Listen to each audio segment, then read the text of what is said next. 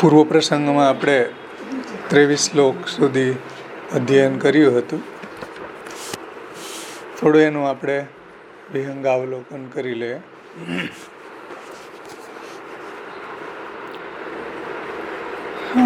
વેદાર્થ એક જ છે, તો પણ એમાં ફલના ભેદથી ભિન્ન માર્ગ કેમ થઈ રહ્યો છે, અને ભિન્ન માર્ગ તે એ છે કે એક અર્ચિરાદી માર્ગ છે અને બીજો ધૂમ માર્ગ, અને ત્રીજો છે જાયસ્વ મ્રિયસ્વ એટલે જન્મ અને મૃત્યુનો માર્ગ.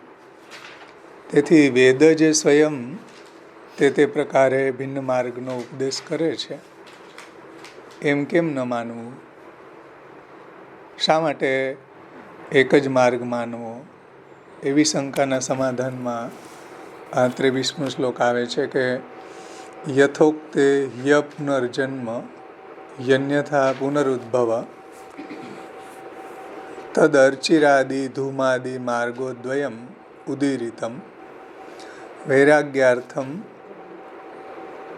તદપ્યુક્ત પંચાગ્નિ ખ્યાપને શ્રુતો. એટલે વેદમાં કહ્યા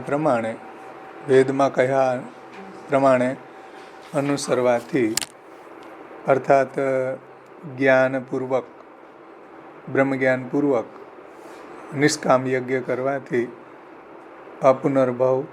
અપુનર્જન્મ એટલે મોક્ષ થાય છે.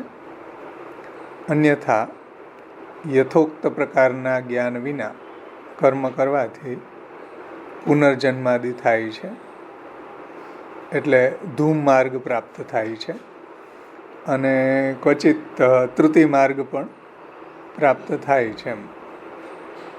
એટલે જો બ્રહ્મજ્ઞાન સહિત નિષ્કામ યજ્ઞ કરવામાં આવે તો એને ધૂમ માર્ગ દ્વારા ક્રમ મુક્તિ થાય છે, અને સકામ યજ્ઞ વગેરે કરવામાં આવે તો એને અર્ચિ માર્ગ દ્વારા મોક્ષ પ્રાપ્ત થાય છે. જ્યારે બ્રહ્મજ્ઞાન સહિત નિષ્કામ યજ્ઞ કરવાથી અને સકામ યજ્ઞ કરવાથી, બ્રહ્મજ્ઞાન રહિત સકામ યજ્ઞ કરવાથી એને ધૂમ માર્ગ પ્રાપ્ત થાય છે, અને ક્યારેક તૃતીય માર્ગ પણ પ્રાપ્ત થઈ જાય છે. એટલે જન્મવું અને મરવું એવી પણ અનભિપ્રેત ગતિ પ્રાપ્ત થઈ જાય છે. એ દર્શાવવાને માટે શ્રુતિમાં અર્ચિરાદી માર્ગ એટલે કે દેવયાન અને ધૂમાદિ માર્ગ એટલે પિતૃયાન એમ માર્ગદ્વયનું નિરૂપણ કર્યું છે. બે માર્ગનું નિરૂપણ કર્યું છે. પંચાગ્નિ વિદ્યાખ્યાપનમાં તે બ્રહ્મથી પ્રતિપન્ન થતા ધૂમાદિ માર્ગનું પણ નિરૂપણ શ્રુતિએ વૈરાગ્ય ઉત્પન્ન કરવાને અર્થે કર્યું છે. એટલે ધૂમ માર્ગનું જે પ્રયોજન છે અર્ચિ માર્ગમાં પ્રવૃત્ત કરવા માટે, અને લોકોને આવા બધા ફલોમાં વૈરાગ્ય થાય એટલા માટે એનું વર્ણન કરવામાં આવ્યું છે. એટલે જે શાસ્ત્રની ઉક્તિ બતાવી હતી કે નહીં નિંદા નિંદિતું પ્રયુજ્યતે કિમ તર્હિ નિંદિત ઇતરતઃ વિધેયમ પ્રશંસિતું. એટલે નિંદ્યની નિંદા કરવાને અર્થે પ્રવૃત્ત થતું નથી, પરંતુ વિધેયની સ્તુતિ કરવાને અર્થે પ્રયોજાય છે. એવી રીતના અહીંયા જે ધૂમ માર્ગ અને તૃતીય માર્ગ જે છે એનું વર્ણન છે વૈરાગ્યાર્થ કર્યું છે.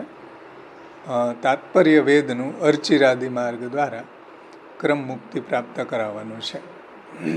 એ આપણે ગયા વખતે આ શ્લોકમાં અવગાહન કરી ગયા. હવે આગળ 24મા શ્લોકની ઉત્થાનિકામાં શ્રી મહાપ્રભુજી આજ્ઞા કરે છે. એવં વેદમ વેદાર્થમ ચ નિરૂપ્ય શાખાભેદાનામ સ્વરૂપમ અર્થ ચ આહ બહુ પ્રકારમિતિ. એટલે આ રીતે વેદ અને વેદાર્થનું નિરૂપણ કરીને વેદની શાખાના ભેદના સ્વરૂપનું અને એના અર્થનું નિરૂપણ હવે કરે છે. વેદમ વેદાર્થં ચ નિરૂપ્ય, એટલે વેદ અને વેદાર્થનું નિરૂપણ કરીને શાખા ભેદાનામ સ્વરૂપમ અર્થ ચાહ બહુ પ્રકારમ ઇતિ. હવે વેદની શાખા ભેદના સ્વરૂપનું અને એના અર્થનું નિરૂપણ કરવામાં આવે છે. 24મા શ્લોકમાં બહુ પ્રકારમેકમ હિ કર્મ વેદે પ્રકાશ્યતે ભગવન મૂર્તિતા સિદ્ધિ તે સર્વે પૂર્વજૈ ધૃતા.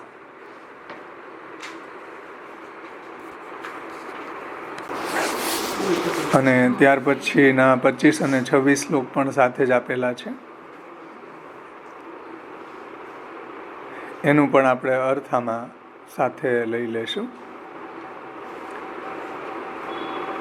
અલ્પજ્ઞત્વાદ આધુનિકાઃ પાઠ જ્ઞાનાક્ષમા દ્વિજાઃ મંદાઃ સુમંદમતયો મંદભાગ્ય હ્યુપદ્રુતાઃ દ્વાપરાંતે હરિર્વ્યાસઃ તદર્થમ પ્રથમમ પૃથક ચાતુર્હોત્ર વિભાગેન વ્યસ્તવાન વેદરૂપતઃ શાખા ભેદાસ્તુ તચ્છિષ્યે તેનૈવ પ્રેરિતે કૃતઃ.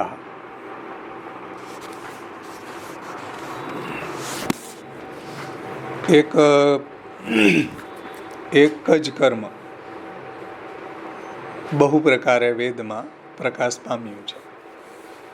એમ કહ્યું ને, બહુ પ્રકારમેકમ હિ કર્મ વેદે પ્રકાશ્યતે, એટલે એક જ કર્મ બહુ પ્રકારે વેદમાં પ્રકાશ પામ્યું છે.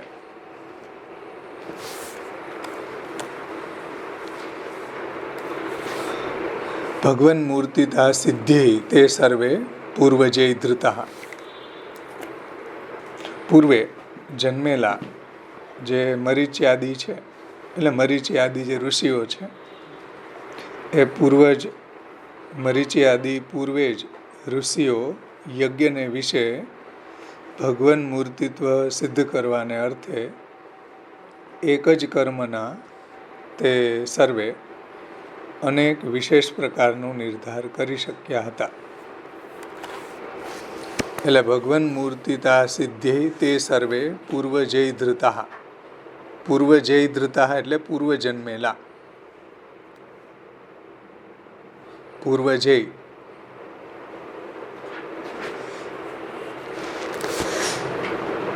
એટલે મરીચી છે, પૂર્વ જન્મેલા જે મરીચી, ભૃગુ આદિ જે ઋષિઓ છે એ યજ્ઞને વિશે ભગવાન મૂર્તિત્વ સિદ્ધ કરવાને અર્થે કહ્યું ને, ભગવાન મૂર્તિતા સિદ્ધ્યૈ, એટલે આ બધા જે ઋષિઓ છે, મરીચી, ભૃગુ આદિ ઋષિઓ યજ્ઞને વિશે એનું ભગવાન મૂર્તિત્વ સિદ્ધ કરવાને અર્થે એક જ કર્મનો એ સર્વે વિશેષ અનેક પ્રકારનો નિર્ધાર કરી શક્યા હતા. કારણ કે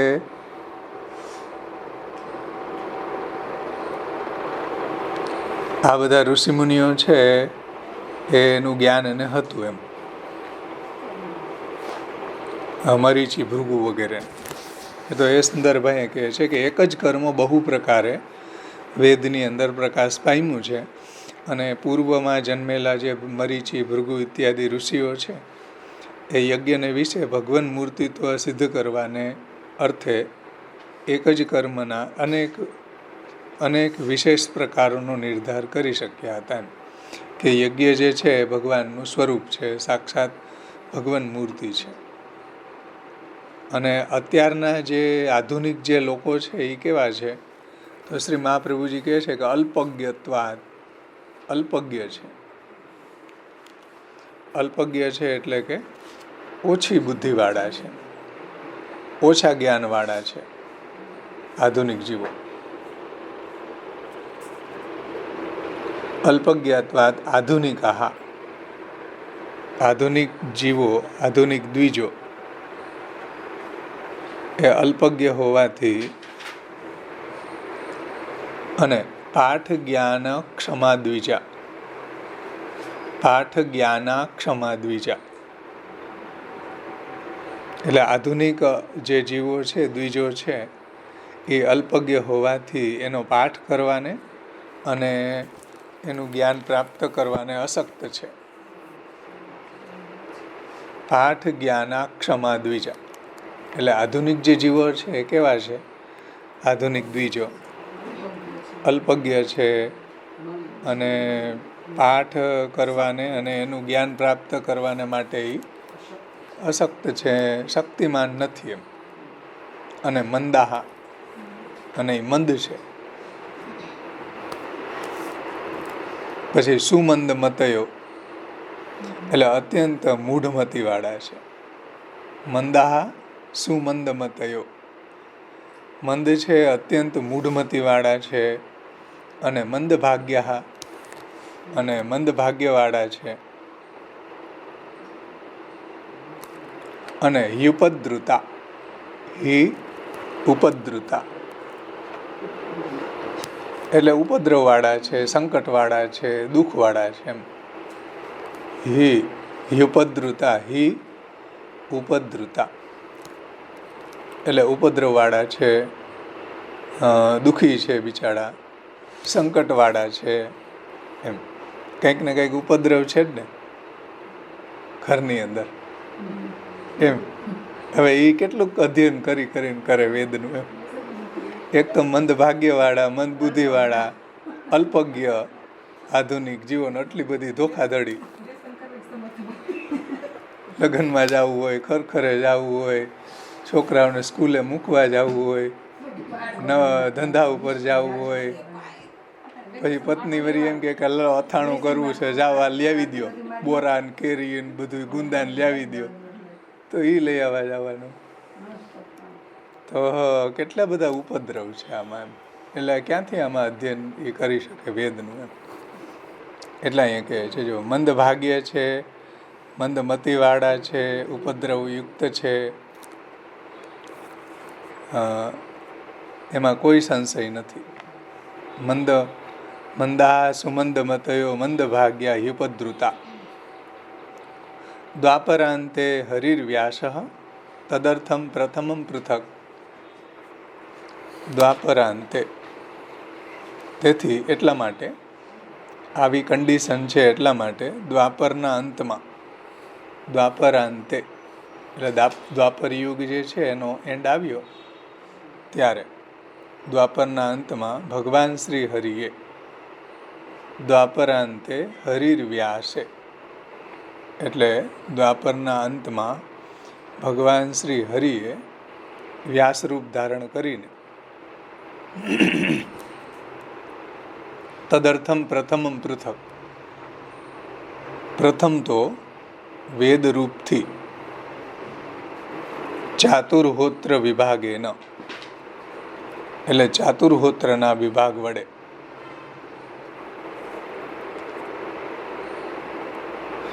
વ્યસ્તવાન વેદરૂપતઃ, એટલે ચાતુર્હોત્રના વિભાગ વડે વેદની પૃથક વ્યવસ્થા કરી. સમજાણું ને? અત્યારના જીવો કેવા છે? તો કે મંદ ભાગ્યવાળા છે, અત્યંત મૂઢમતીવાળા છે, ઉપદ્રવવાળા છે. એટલે વેદવ્યાસજીએ દ્વાપરના અંતમાં પ્રગટ થઈને જે ભગવાનના અવતાર છે, એટલે ભગવાન પોતે જ, શ્રી હરિ પોતે જ વ્યાસરૂપ ધારણ કરીને પ્રથમ વેદરૂપથી ચાતુર્હોત્રમાં વિભાગ વડે, એટલે વેદના 4 વિભાગ કર્યા અને વેદાર્થની પૃથક વ્યવસ્થા કરી. સમજાણું ને? અને શાખા ભેદાસ્તુ તત્શિષ્યૈ તેનૈવ પ્રેરિતે કૃતા, એટલે અંતમાં ભગવાન શ્રી હરિએ વ્યાસરૂપ ધારણ કરીને વેદરૂપથી ચાતુર્હોત્રના વિભાગ વડે પૃથક વ્યવસ્થા કરી અને શાખા ભેદો તો શ્રી વેદવ્યાસજીના શિષ્યોએ વેદવ્યાસજીની પ્રેરણાથી કર્યા. એટલે અલગ અલગ જે શાખાઓ છે, આપણે શાસ્ત્રાર્થ પ્રકરણમાં જોઈ હતી ને, માધ્યંદીની ને કાણવી ને એવી જેટલી શાખાઓ અત્યારે ઉપલબ્ધ છે, એ બધા જે શાખા ભેદ છે એ વેદવ્યાસજીના શિષ્યએ વેદવ્યાસજીની પ્રેરણાથી આવા અલગ અલગ શાખા ભેદ કર્યા છે એવું સમજવું. શાખા ભેદાસ્તુ તત્શિષ્યે તેનૈવ પ્રેરિતે કૃતા. શાખા ભેદ છે એ વેદવ્યાસજીની આજ્ઞાથી એના જે શિષ્યો છે એને વેદવ્યાસજીની પ્રેરણાથી અલગ અલગ શાખાના ભેદ કર્યા. આ આપણો શ્લોકાર્થ થયો. આમાં કોઈને કાંઈ ન સમજાણું હોય તો પૂછો. સમજમાં આવ્યું? હે?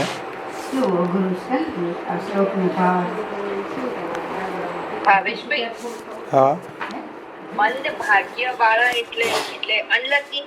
મંદ ભાગ્યવાળા એટલે એનું ભાગ્ય છે અત્યારે ઉત્કૃષ્ટ નથી, એમ મંદ છે. અચ્છા, એટલે અનલકી જો કહીએ એવી રીતે. હા હા, એ આપણે જોઈએ મહાપ્રભુજી અને પુરુષોત્તમજીએ કઈ રીતે એમાં એનું વ્યાખ્યાન સમજાવ્યું છે. આપણે એના શબ્દોમાં જોશું. એટલે વ્યાખ્યાન સમજશું એટલે આપણને સમજમાં આવશે. આપણે એનું વ્યાખ્યાન જોઈ લે પહેલા. એમાં જુઓ, એક જ્યોતિષોમ યજ્ઞ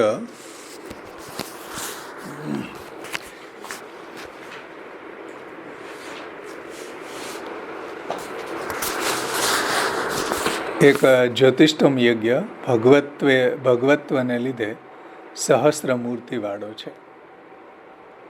સહસ્ર મૂર્તિવાળો થાય છે.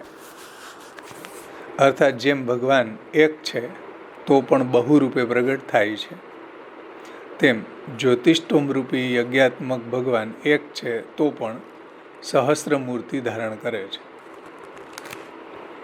અર્થાત જ્યોતિષ્ટોમ યજ્ઞ ભગવત્વને લીધે એટલે ભગવદ્રૂપ હોવાથી એ સહસ્ર મૂર્તિવાળો છે. જેવી રીતના ભગવાન છે એક હોવા છતાં એ અનેક સ્વરૂપ ધારણ કરે છે, સહસ્ર મૂર્તિવાળા છે. એવી જ રીતના જ્યોતિષ્ટોમ રૂપી યજ્ઞાત્મક ભગવાન એક હોવા છતાં પણ સહસ્ર મૂર્તિ ધારણ કરે છે. એમાં પ્લસની જે નિશાની છે એની ફૂટનોટ નીચે આપી જુઓ ઉપર પૃષ્ઠ 47ની ફૂટનોટ.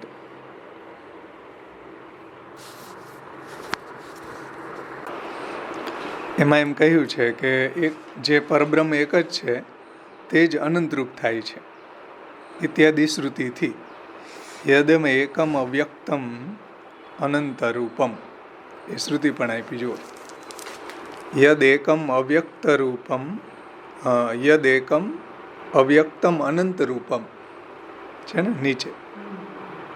એટલે એક પરબ્રહ્મ જે છે તે જ અનંત રૂપ થાય છે ઇત્યાદિ શ્રુતિથી એક જ ભગવાનનું અનંત રૂપત્વ સિદ્ધ થતું હોવાથી એક જ યજ્ઞરૂપ ભગવાનનું સર્વ શાખામાં બહુ પ્રકારે નિરૂપણ થયું છે.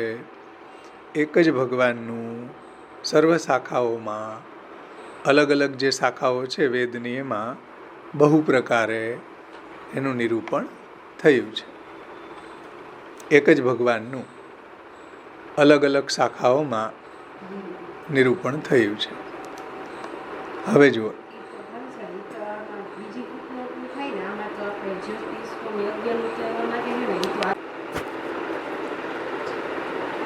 આગળ હવે શ્રી મહાપ્રભુજી આજ્ઞા કરે છે કે તેમ જ્યોતિષ્ટોમ રૂપ યજ્ઞાત્મક ભગવાન એક હોવા છતાં પણ સહસ્ર મૂર્તિ ધારણ કરે છે.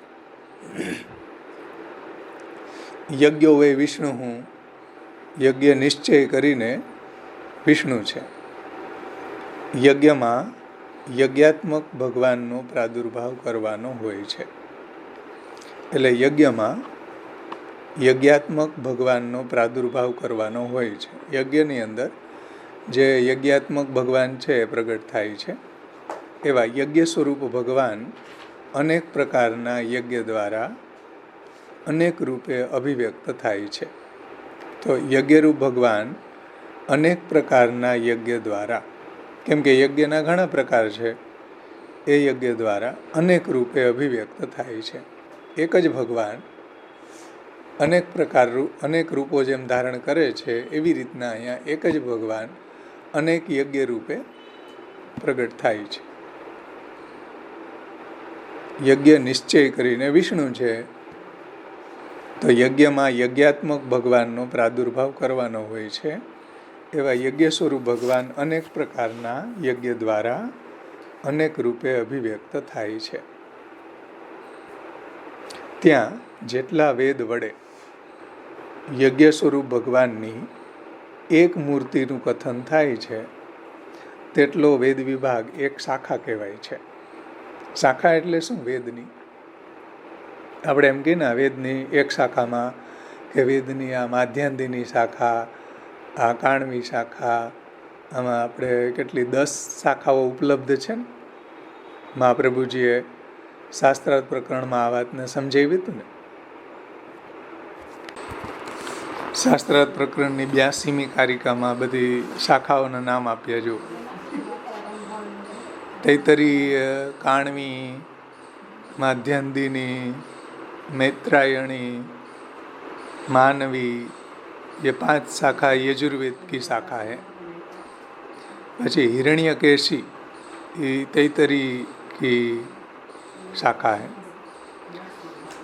सांख्यायनी, सांख्यायनी, आश्वलायनी, ये 2 ऋग्वेद की शाखा है. कौथुमी और राणायनी ये सामवेद की शाखा है. सौनकी तथा पेप्पलादि ये 2 शाखा अथर्ववेद की है. सामवेद की शाखा में वाचारंभण श्रुति सो जगत को मिथ्यात्व सिद्ध होवे हैं, ऐसो कहवे वारे मायावादी के प्रति वाचारंभण श्रुति को ठीक ठीक अर्थ दिखावे हैं.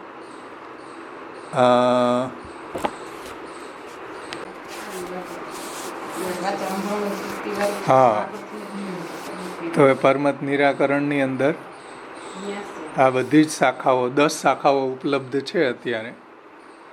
એ 10 શાખાઓમાં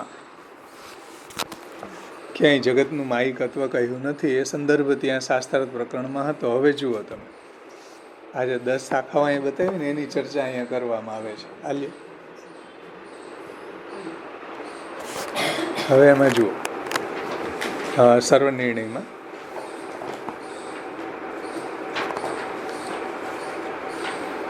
એવા યજ્ઞ સ્વરૂપ ભગવાન અનેક પ્રકારના યજ્ઞ દ્વારા અનેક રૂપે અભિવ્યક્ત થાય છે. ત્યાં જેટલા વેદ વડે યજ્ઞ સ્વરૂપ ભગવાનની એક મૂર્તિનું કથન થાય છે, એટલો વિભાગને એક શાખા કહેવામાં આવે છે. આવ્યું ને, આજે આપણે શાખાઓ જોઈ ને હમણાં, એની વ્યાખ્યા શું કે યજ્ઞ સ્વરૂપ ભગવાનની એક મૂર્તિનું કથન જે થાય છે, એટલો વેદ વિભાગ એક શાખા કહેવામાં આવે છે. સર્વ દ્વિજોને સર્વ શાખાઓનું જ્ઞાન હોતું નથી. સર્વ દ્વિજોને સર્વ શાખાઓનું જ્ઞાન નથી હોતું. તેથી સામાન્ય ધર્મ સહિત જ વિશેષનું નિરૂપણ સર્વત્ર થાય છે. એટલે સામાન્ય ધર્મ સહિત જ વિશેષનું નિરૂપણ સર્વત્ર થાય છે. તેથી પ્રત્યેક શાખામાં સામાન્ય ધર્મના કથનને લીધે પુનરુક્તિનો દોષ આવતો નથી. એટલે સામાન્યતયા એ વર્ણન શાખાઓમાં અલગ અલગ રીતે સેમ જેવું જ હોય એમ.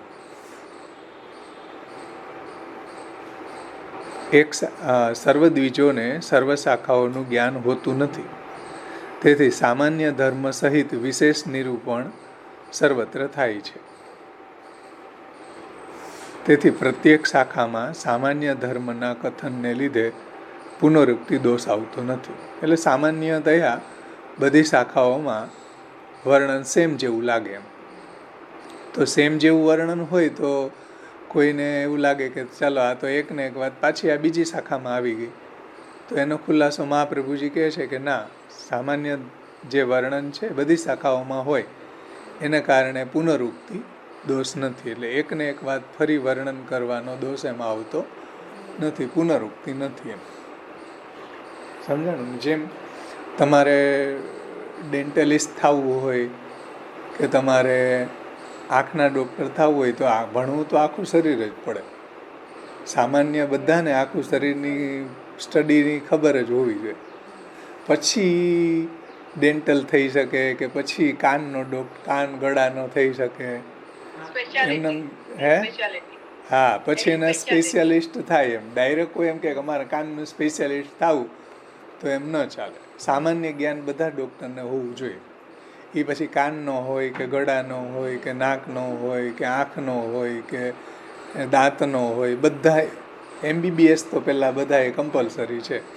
MBBSમાં આખું શરીર ભણવું પડે. સમજાણું? હા, પછી કોઈ એક વિભાગની અંદર એ સ્પેશિયલ થાય. તો એમ બધી જે બોડી છે એની જે ભણતરમાં સામાન્ય જ્ઞાન તો બધાને હોવું જ જોઈએ. એમાં એ બધી શાખાઓમાં સામાન્યતયા વર્ણન સેમ જેવું હોય, પણ એમાં કંઈક વિશેષ જે વર્ણન આપેલું હોય છે. એટલે અહીં કહે છે કે ભાઈ સામાન્ય જો વર્ણન બધી શાખાઓમાં હોય તો પુનરુક્તિ થાય. તો કે ભાઈ પુનરુક્તિ દોષ અહીંયા નથી. કેમ કે એક જ વ્યક્તિ કાંઈ બધી શાખાઓનું અધ્યયન થોડું કરી શકે. એટલે શ્રી મહાપ્રભુજી કહે છે કે સામાન્ય ધર્મ સહિત જ વિશેષનું નિરૂપણ સર્વત્ર થાય છે. કેમ કે સર્વદ્વિજોને સર્વ શાખાનું જ્ઞાન હોતું નથી. બધા દ્વિજોને કંઈ બધી શાખાઓનું જ્ઞાન નથી હોતું. એટલે સામાન્ય ધર્મ સહિત જ વિશેષ ધર્મનું નિરૂપણ સર્વત્ર થાય છે. તેથી પ્રત્યેક શાખામાં સામાન્ય ધર્મના કથનને લીધે એમાં પુનરુક્તિ દોષ આવતો નથી. સામાન્ય ધર્મનું કથન તો બધી શાખાઓમાં જોવા મળે છે સેમ જ.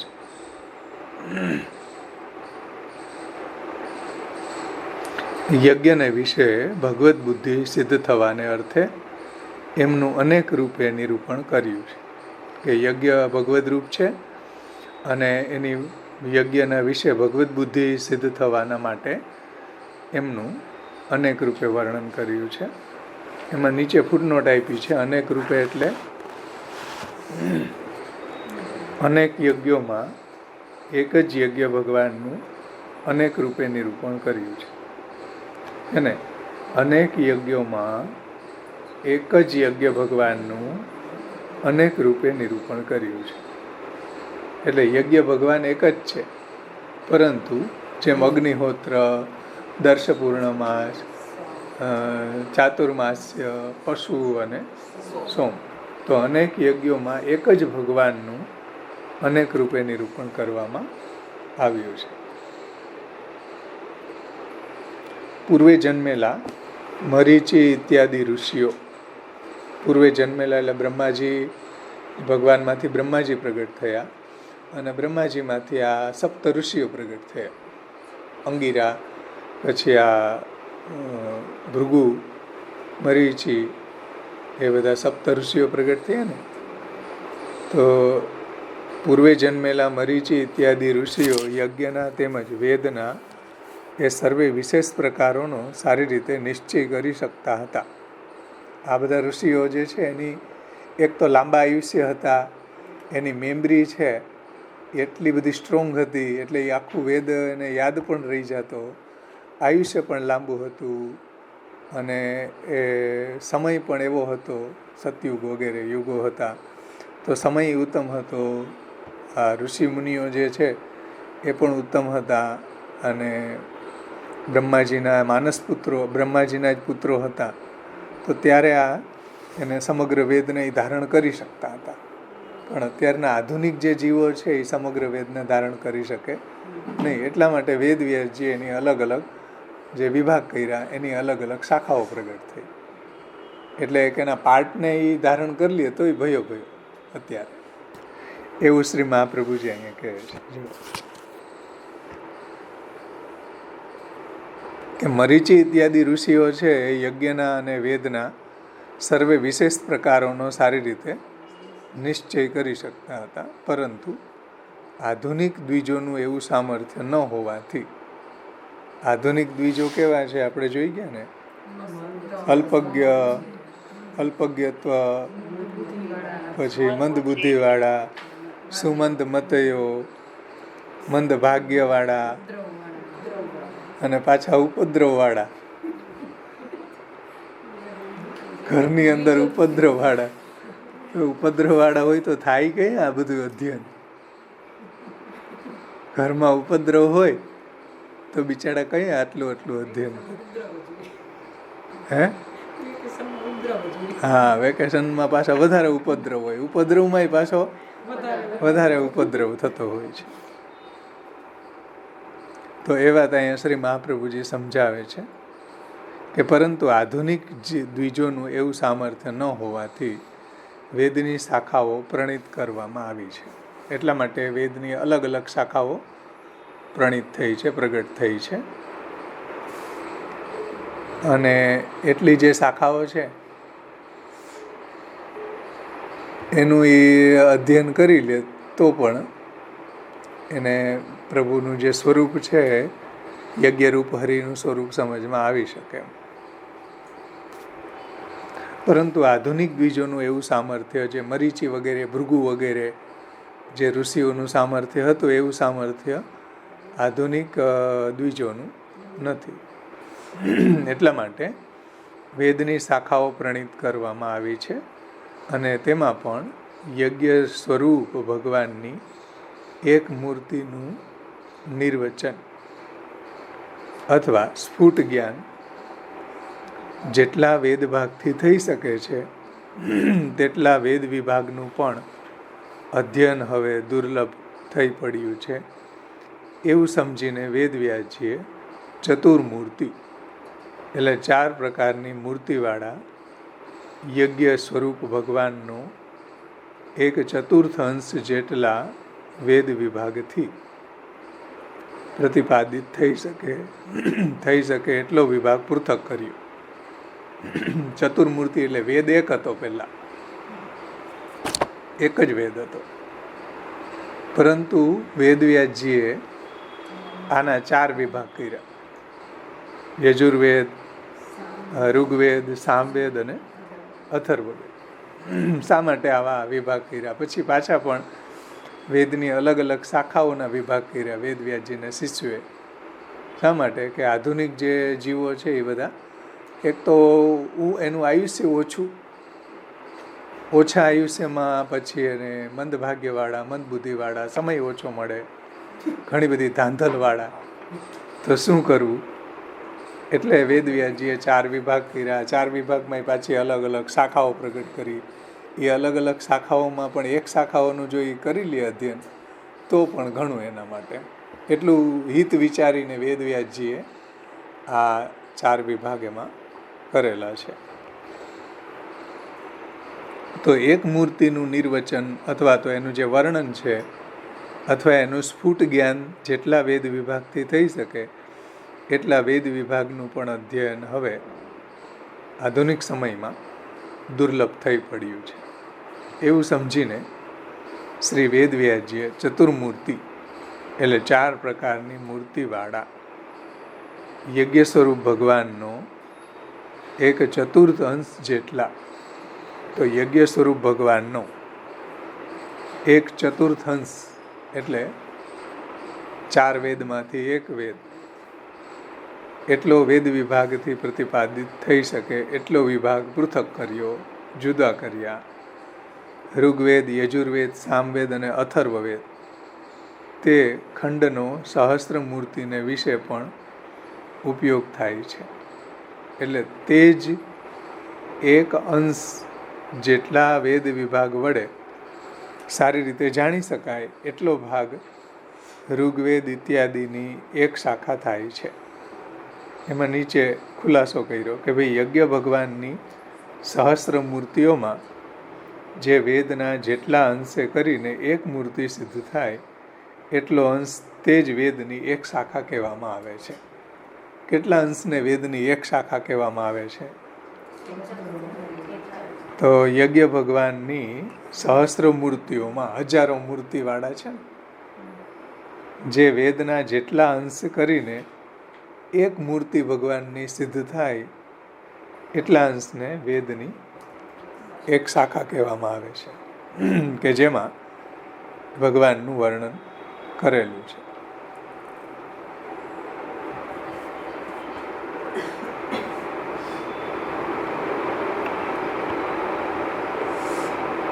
તો સહસ્ત્ર મૂર્તિને વિશે પણ આ ઋગ્વેદ, યજુર્વેદ, સામવેદ, અથર્વવેદ તે ખંડનો સહસ્ત્ર મૂર્તિને વિશે પણ ઉપયોગ થાય છે.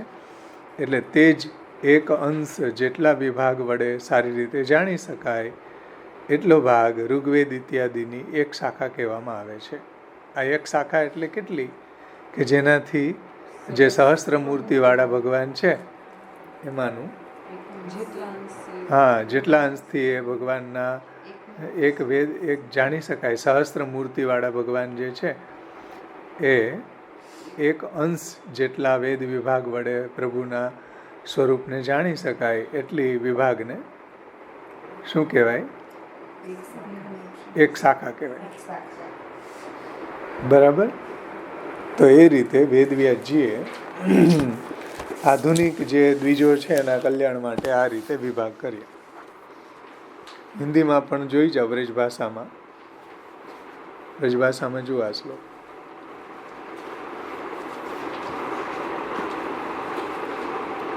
પેજ નંબર તમારે અલગ હશે, મારે 23 છે બ્રજભાષામાં. या प्रकाशो वेद तथा वेदार्थ को निर्णय करके शाखा भेद को स्वरूप तथा उनको प्रयोजन कहे हैं बहु प्रकारकम इति श्लोक 24.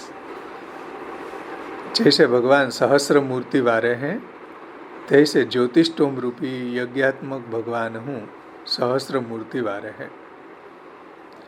जितने वेद के भाग सो एक मूर्ति को वर्णन हो ही सके वो वेद विभाग शाखा कहावे है. જેટલા વેદના ભાગથી એક મૂર્તિનું વર્ણન થઈ શકે એટલા વેદ વિભાગને શાખા કહેવામાં આવે છે. સબન કો સબ શાખા કો જ્ઞાન નહીં હોવે હે, બધાને બધી શાખાનું જ્ઞાન થતું નથી. તાસો સામાન્ય ધર્મ કે પ્રતિ શાખા વર્ણન કરવે મેં પુનરુક્તિ દોષ નહીં હે. એટલે એક જ શાખાનું જે વર્ણન આવ્યું હોય એવું જ વર્ણન બીજી શાખામાં આવે તો એમાં પુનરુક્તિ દોષ આવે, પરંતુ અહીંયા પુનરુક્તિ દોષ એમાં નથી. સામાન્ય ધર્મ કે પ્રતિ શાખા વર્ણન કરવે મેં પુનરુક્તિ દોષ નહીં સમજનો. કેમ કે યજ્ઞ મેં भगवत बुद्धि होइवे के अर्थ अनेक रूप भगवान के वर्णन किए. એટલે યજ્ઞમાં ભગવત બુદ્ધિ થાય એટલા માટે અનેક રૂપ યજ્ઞ ભગવાન કે વર્ણન કિए હે. આપણે મંગલાચરણમાં જ જોયું હતું ને કે યજ્ઞ છે એ વિષ્ણુનું રૂપ છે, એમાં ઉપયોગમાં આવતા સ્રગ, શ્રુવા એ બધું પણ આ ભગવત રૂપ છે, જે મહાપ્રભુજીએ શરૂઆતમાં મંગલાચરણ વગેરેમાં સમજાવી ગયા. तो यज्ञ में भगवत बुद्धि होइवे के अर्थ अनेक रूप यज्ञ भगवान के वर्णन किए. मरीचि, भृगु आदि ऋषि ने तो जितने जितने विशेष प्रकार हते सब साधारण कर राखे हैं. એટલે કે વિશેષ વિશેષ જેટલા બી પ્રકારો છે બધાને આ ઋષિમુનિઓ તો ધારણ કરી શકતા હતા. ભૃગુ, મરીચી, અંગિરા ઇત્યાદિ.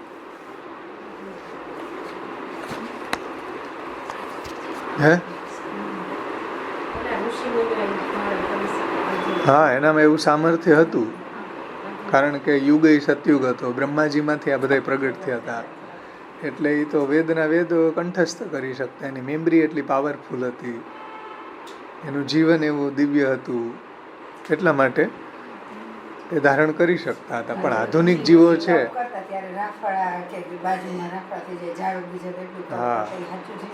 હા છે જ ને, ભાગવતજીમાં તો એવું વર્ણન આવે જ છે.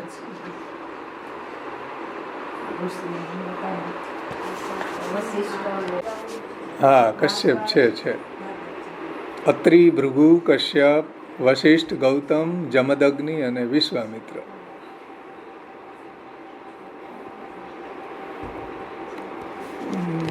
બ્રહ્માજીના જે 7 પુત્ર હતા ને, જે 7 ઋષિઓ હતા ને, મરીચી, અત્રિ, અંગિરા, પુલત્સ્ય, પુલહ, કૃતુ અને વશિષ્ઠ. રાઈટ, આ 7, ઓલા સપ્તર્ષિઓ એ નહીં. બ્રહ્માજીના જે 7 પુત્રો હતા ને, એ મરીચી, અહીંયા આપ્યું ને, મરીચી, ભૃગુ.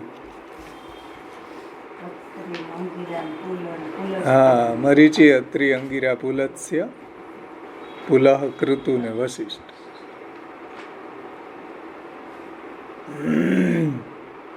એ બધા જે બ્રહ્માજીના માનસ પુત્રો હતા. જોકે પહેલા સનત કુમારો હતા, પછી આ સપ્તર્ષિઓ પ્રગટ થયા. તો મરીચી, ભૃગુ આદિ ઋષિને તો જીતને વિશેષ પ્રકાર હતે સબ સાધારણ કરી રાખે. એટલે બધો પ્રકાર, બધા જ જે વેદો છે એ આ ઋષિ મુનિઓએ તો ધારણ કરી રાખ્યા હતા. હવે અહીંયા પુનરુક્તિ દોષ નથી એવું જે કહ્યું એનું તાત્પર્ય શું છે કે ભાઈ એક શાખામાં જે વિધિ અને જે મંત્ર બતાવ્યા છે એવું જ વર્ણન બીજી શાખામાં હોય. સમજો, એક શાખામાં જે વિધિ અને જે મંત્ર બતાવ્યા તે બીજી શાખામાં ન હોવા જોઈએ. ત્યાં કોઈ એક બીજી ભગવાનની મૂર્તિનું વર્ણન હોવું જોઈએ, તો પુનરુક્તિ ન થાય. પણ અહીંયા એવું નથી. તો એક શાખામાં જે વિધિ અને મંત્ર બતાવ્યા છે બીજી શાખામાં પણ એ જ રીતના વર્ણન આવે છે, એટલે એમાં કોઈ પુનરુક્તિ નથી. કેમ કે સામાન્ય ધર્મ કે પ્રતિ શાખા વર્ણન કરવે મેં પુનરુક્તિ દોષ નહીં. સામાન્ય ધર્મ થયા તો બધામાં એ વર્ણન જોવા મળે છે.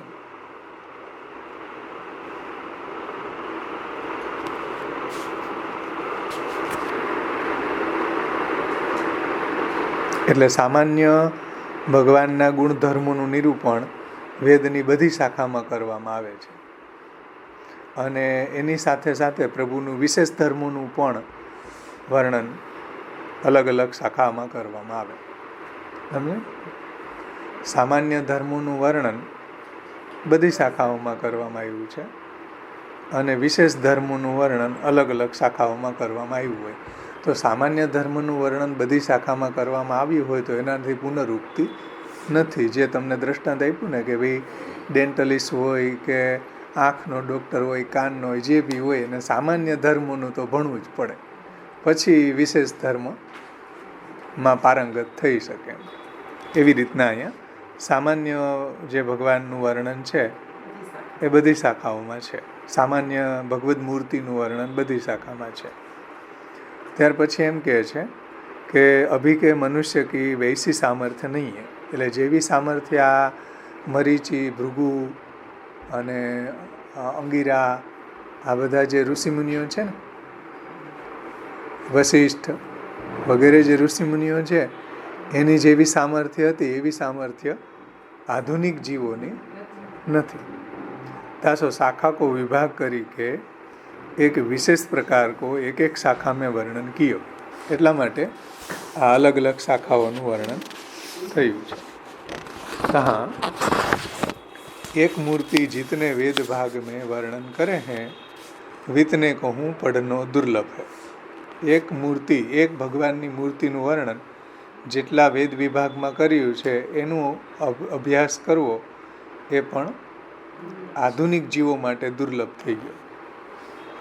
प्रथम सो व्यास जी ने 4 प्रकार की मूर्ति वारे भगवान को एक चौथो अंश जितने वेद सो प्रतिपादन कियो जाए है, इतनो अंश न्यारो करी के एक वेद के 4 भाग किए. એટલે પેલા વેદ એક જ હતો, એમાંથી वेदना 4 भाग કર્યા છે. ऋग्वेद, अथर्ववेद, यजुर्वेद और सामवेद नाम से प्रसिद्ध है. अलग अलग विभाग કર્યા. ऐसे विभाग को सहस्र मूर्ति હોય वे में ઉપયોગ है. એટલે આવા જે વિભાગ કરીને એમાં જે ભગવાનનું અનેક રૂપે વર્ણન થયું છે એટલે सहस्र मूर्ति હોય એમાં ઉપયોગ है. यज्ञ की सहस्र मूर्ति में एक मूर्ति जहाँ वेद के जितने अंश द्वारा सिद्ध होवे हैं वो अंश वाही वेद की शाखा कहावे है. જેટલા અંશમાં એક મૂર્તિ આ સહસ્ત્ર મૂર્તિવાળા ભગવાનનું વર્ણન એક શાખાની અંદર સહસ્ત્ર મૂર્તિવાળા ભગવાનનું જે વર્ણન છે एक विभाग को सहस्र मूर्ति होय वे में उपयोग है. यज्ञ की सहस्र मूर्ति में एक मूर्ति जा वेद के जितने अंश द्वारा सिद्ध होवे है वो अंश वाही वेद की शाखा कहावे है. वेदनी शाखा कहवाय छे. या रीति सो विभाग व्यास जी के शिष्य ने किया है. आवो जे विभाग है शाखाओना विभाग ए कोणे कर्या? हाँ, वेद व्यासजीना शिष्योए કર્યા. ત્યાર પછીના જે શ્લોક છે એની ઉત્થાનિકામાં ઇદાનીમ અનુષ્ઠાને કહ પ્રકાર કેન અનુષ્ઠેય કિમિચ્છયા વ્યવસ્થાયા વા ઇતિ સંદેહ નિર્ણય પ્રકારમાં પ્રકાર ભેદે. એટલે અત્યારે અનુષ્ઠાનને વિશે ઇદાનીમ અનુષ્ઠાને કહ પ્રકાર અત્યારે અનુષ્ઠાનને વિશે કયો પ્રકાર છે? અત્યારે અનુષ્ઠાનને વિશે કહ પ્રકાર કયો પ્રકાર છે? કેન અનુષ્ઠેય એટલે કોણે તેનું અનુષ્ઠાન કરવું જોઈએ?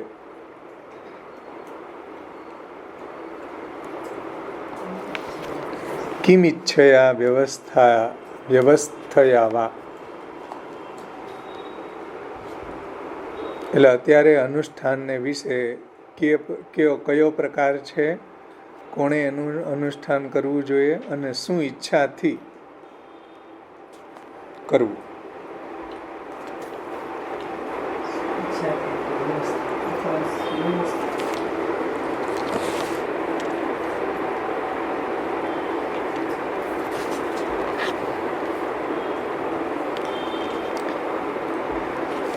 તે બાબતમાં કોઈને સંદેહ થાય તો એનો નિર્ણય આગળની 27મી કારિકામાં મહાપ્રભુજી કરે છે. આ ઉત્થાનિકા છે કે હાલમાં અનુષ્ઠાનને વિશે કયો પ્રકાર છે, કોણે એનું અનુષ્ઠાન કરવું જોઈએ અને શું ઈચ્છાથી અથવા તો એની કઈ વ્યવસ્થાથી અનુષ્ઠાન કરવું જોઈએ. આ બધા વિષયમાં સંદેહ થાય તો એનો નિર્ણય શ્રી મહાપ્રભુજી આગળની કારિકામાં સમજાવે છે. કારિકા 27મી પ્રકાર ભેદે પૂર્વંતુ વિકલ્પો યૈચ્છિકો મતઃ અધુના નિયતઃ શાખા ભેદાત તત્તદ અધીતિષુ.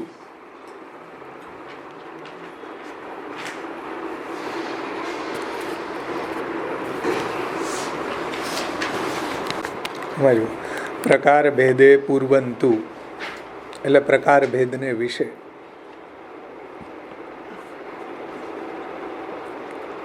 પ્રકાર ભેદે પૂર્વંતુ વિકલ્પો હિ ઐચ્છિકો મત એટલે પ્રકાર ભેદને વિશે ઐચ્છિક વિકલ્પ તો પૂર્વ મનાતો હતો,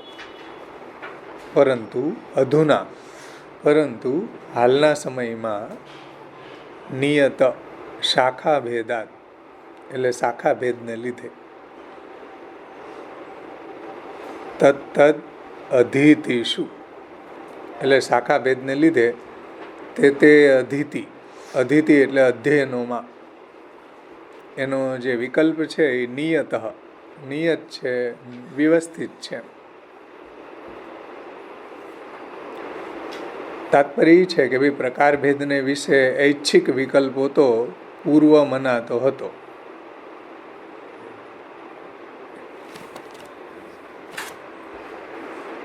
એટલે ઐચ્છિક વિકલ્પ એટલે શું કે બ્રહ્માજી વગેરે જે હતા, આ બધા સપ્તર્ષિઓ જે હતા, ત્યારે ઐચ્છિક વિકલ્પ મનાતો હતો.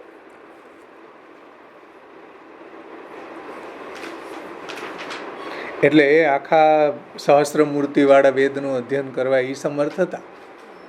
એટલે ઐચ્છિક વિકલ્પ ત્યારે સંભવ હતો, અત્યારે એ સંભવ નથી. હવે આધુનિક જે જીવો છે એના માટે તો વિકલ્પ વ્યવસ્થિત નક્કી કરેલો છે, એ જેને એ પ્રમાણે જ એને કરવાનું. ઐચ્છિક વિકલ્પ અત્યારે ન થઈ શકે, કેમ કે અધુના નિયતા શાખા ભેદા તત્તદ અધિતિષુ. અત્યારના સમયમાં શાખા ભેદને લીધે તે અધિતિ એટલે તે અધ્યયનોમાં વિકલ્પ નિયત છે, નિયત કરેલો છે, નક્કી કરેલો છે. એ જ પ્રકારે અત્યારે એને કરવું એમ શાખા ભેદ પ્રમાણે. જેની જે શાખા હોય એ શાખા પ્રમાણે એને વેદનું અધ્યયન કે એના બધા સંસ્કારો કે વેદામાં બતાવેલી પોતપોતાની શાખા અનુરૂપ એને યજ્ઞ આગાદી કરવું. એટલે અત્યારે એ જે વિકલ્પ છે, અધ્યયનનો જે વિકલ્પ છે એ નિયત છે, નક્કી કરેલો છે, વ્યવસ્થિત છે. આમાં ટીકામાં સરસ સમજાવ્યું. જુઓ 28મા શ્લોકની ટીકા જુઓ આપણે, આવરણભંગ સાથે આપીને એમાં 49મો શ્લોક, 49મું પેજ, 49મા પેજ ઉપર આ શ્લોક આપેલો છે. 27મું અનુષ્ઠાનના એટલે યજ્ઞનું જે અનુષ્ઠાન છે એમાં બહુ પ્રકારના ભેદ છે. તેમાં પૂર્વ બ્રહ્માદિકને માટે તો ઐચ્છિક વિકલ્પ હતો, એટલે પોતાની ઈચ્છાને અનુરૂપ એ યજ્ઞાનુષ્ઠાન કરે. આધુનિક જીવોને માટે વિકલ્પ વ્યવસ્થિત છે, નક્કી કરેલો છે, ફિક્સ છે.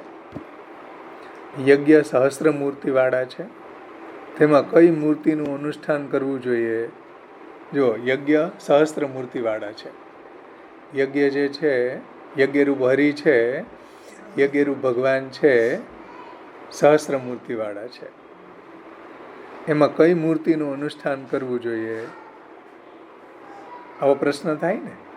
વેદની અંદર યજ્ઞરૂપ જે યજ્ઞ મૂર્તિ સહસ્ત્ર મૂર્તિવાળા યજ્ઞરૂપ ભગવાનનું વર્ણન છે. એમાંથી કોણે કઈ સ્વરૂપનું અનુષ્ઠાન કરવું, આવો પ્રશ્ન થાય ને.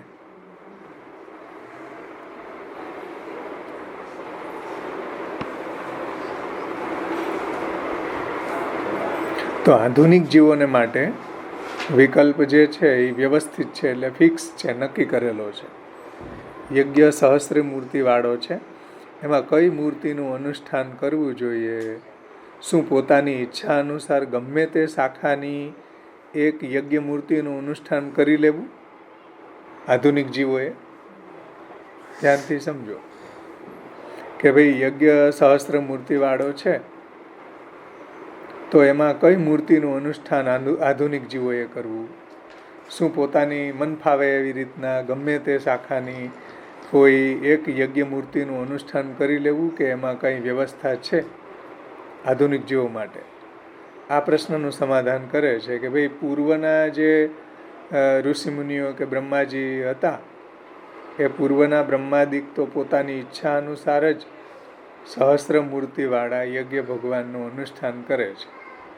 બ્રહ્માજી વગેરે કે આ બધા ઋષિઓ, અંગિરા વગેરે, આ જે ભૃગુ છે, એ બધા ઋષિઓ છે, એ તો પોતાની ઈચ્છાને ઈચ્છા અનુસાર જ સહસ્ત્ર મૂર્તિવાળા યજ્ઞ ભગવાનનું અનુષ્ઠાન કરતા હતા. કેમ? કારણ કે સહસ્ત્ર પ્રકારે યજ્ઞ ભગવાનનું અવધારણ કરવાનું એમનું સામર્થ્ય છે. આ સહસ્ત્ર મૂર્તિવાળા યજ્ઞ ભગવાનનું એને ધારણ કરવાનું, એનું અવધારણ કરવાનું સામર્થ્ય આ બ્રહ્માજીમાં, આ ઋષિમુનિઓમાં છે. એટલે આખા વેદને ધારણ કરી શકતા હતા. આખા વેદમાં જે સહસ્ત્ર મૂર્તિવાળા ભગવાન છે એ સમગ્ર ભગવાનને સહસ્ત્રમૂર્તિવાળા બધા જ જે સ્વરૂપો છે એ બધાને ધારણ કરવાનું સામર્થ્ય બ્રહ્માજીનું અને આ ઋષિમુનિઓનું હતું, આપણું નથી. સમજો, યજ્ઞ ભગવાનનું અવધારણ કરવાનું એમનું સામર્થ્ય હતું. એટલે બ્રહ્માદિકને માટે ઐચ્છિક વિકલ્પ છે. એટલે બ્રહ્માજી છે એ ઈચ્છાને અનુસાર આવા ભગવાનના સ્વરૂપને, યજ્ઞ ભગવાનના સ્વરૂપને ધારણ કરી શકતા હતા. એના માટે ઐચ્છિક વિકલ્પ હતો. જ્યારે આધુનિક જીવો છે એને માટે એવું નથી. સમજણ? આધુનિક જીવો છે એના માટે શું વ્યવસ્થા છે? તો આધુનિક જીવોના સામર્થ્ય, આયુષ્ય અને મતિ તો અલ્પ છે. આધુનિક જીવોના સામર્થ્ય અલ્પ છે, એનું આયુષ્ય બિચારાનું અલ્પ છે. પેલા બધા ઋષિમુનિઓને તો હજારો કલ્પો સુધી જીવતા. બ્રહ્માજીનું આયુષ્ય, તો બ્રહ્માજીનું આયુષ્ય એવડું મોટું છે, ઋષિમુનિઓનું આયુષ્ય એવડું મોટું છે. આધુનિક જીવો તો બિચારા કેટલા ઉપદ્રવવાળા છે, એમાં આયુષ્ય ટૂંકું અને એમાંય ઘણા બધા ઉપદ્રવ ઘરમાં. તો એ કરીને કેટલું કરીશું? હા, તો એનું સામર્થ્ય, એનું આયુષ્ય તમે જુઓ. આધુનિક જીવોના સામર્થ્ય, આયુષ્ય અને મતિ તો અલ્પ છે.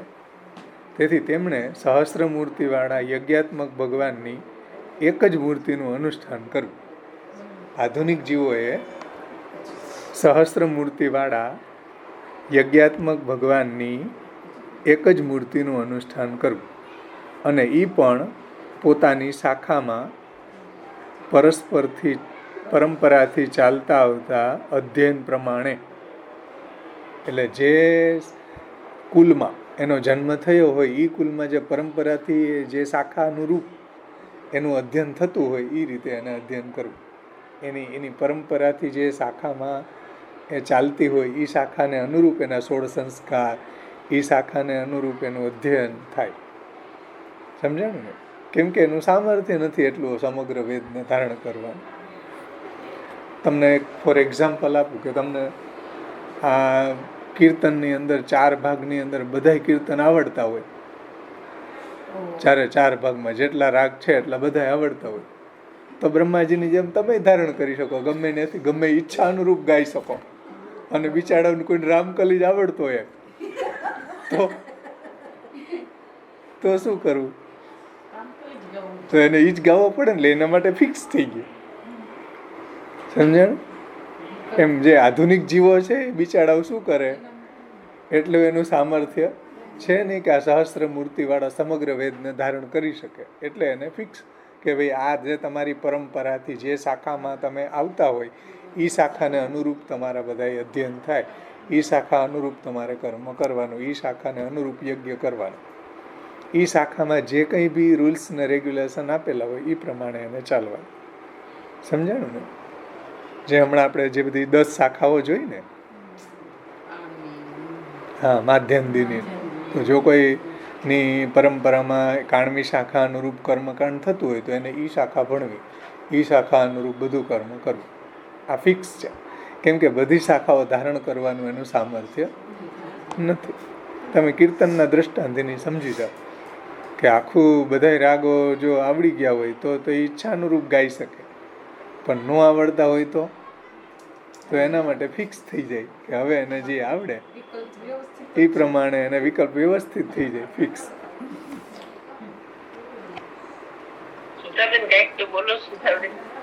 હે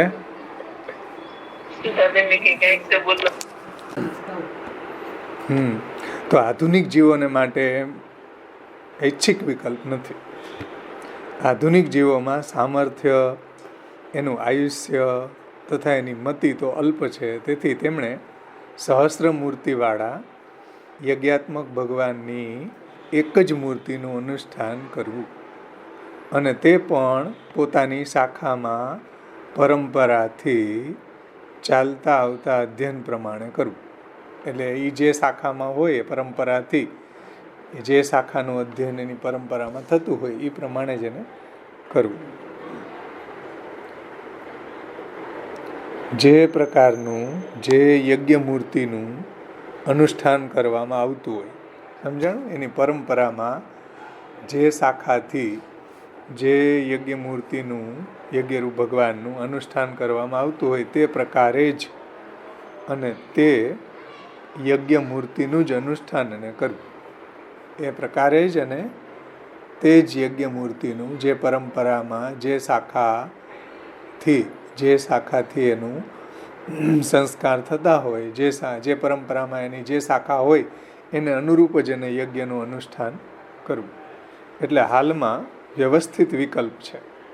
હાલમાં વ્યવસ્થિત વિકલ્પ છે એટલે ફિક્સ છે. એમ પરંપરાથી જે શાખા ચાલી આવતું એમાં જ એને એનું બધું કર્મકાંડ થાય કે એનું અધ્યયન થાય. તો એ ફિક્સ છે, એ વિકલ્પ એના માટે ફિક્સ છે.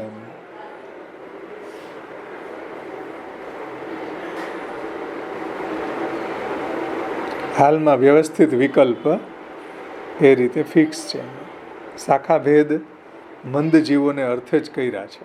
આવી શાખાના અલગ અલગ ભેદ શા માટે થયા? જે વેદવ્યાસજીના શિષ્યોએ પ્રગટ કર્યા, એ આધુનિક જીવો માટે.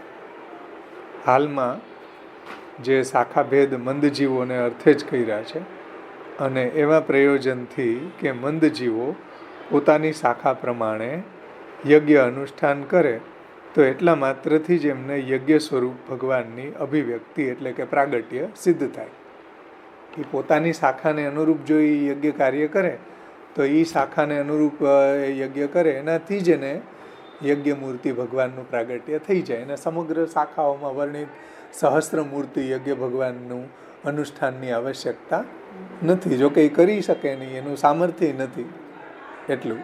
સમગ્ર યજ્ઞ, સમગ્ર વેદ મૂર્તિને, સમગ્ર વેદને ધારણ કરવાનું એનું સામર્થ્ય નથી. તો કોઈ એક શાખામાં સમજો, જેમ આખી તમે ગંગોત્રીથી લઈને ગંગા સાગર સંગમ સુધી તમે સ્નાન કરવા જાઓ ગંગાજીમાં તો પાછા આવું જ નહીં.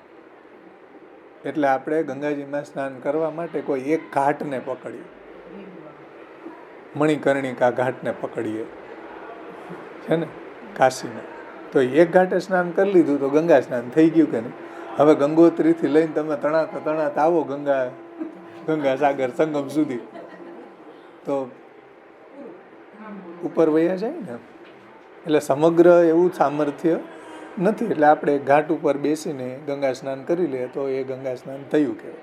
એવી રીતના આખા વેદને અંદર જે સહસ્ત્ર મૂર્તિવાળા ભગવાનનું વર્ણન છે ધારણ કરવાનું સામર્થ્ય આધુનિક જીવોનું નથી. એટલા માટે જે એની પરંપરામાં જે શાખા આવતી હોય એ શાખાને અનુરૂપ એના સંસ્કાર, એ શાખાને અનુરૂપ જે યજ્ઞમૂર્તિ ભગવાન છે એને ધારણ કરી લે કે એ રીતે યજ્ઞને એ સંપન્ન કરે તો યજ્ઞ મૂર્તિ ભગવાનનું પ્રાગટ્ય ત્યાં થાય છે. એવું મહાપ્રભુજી કહે.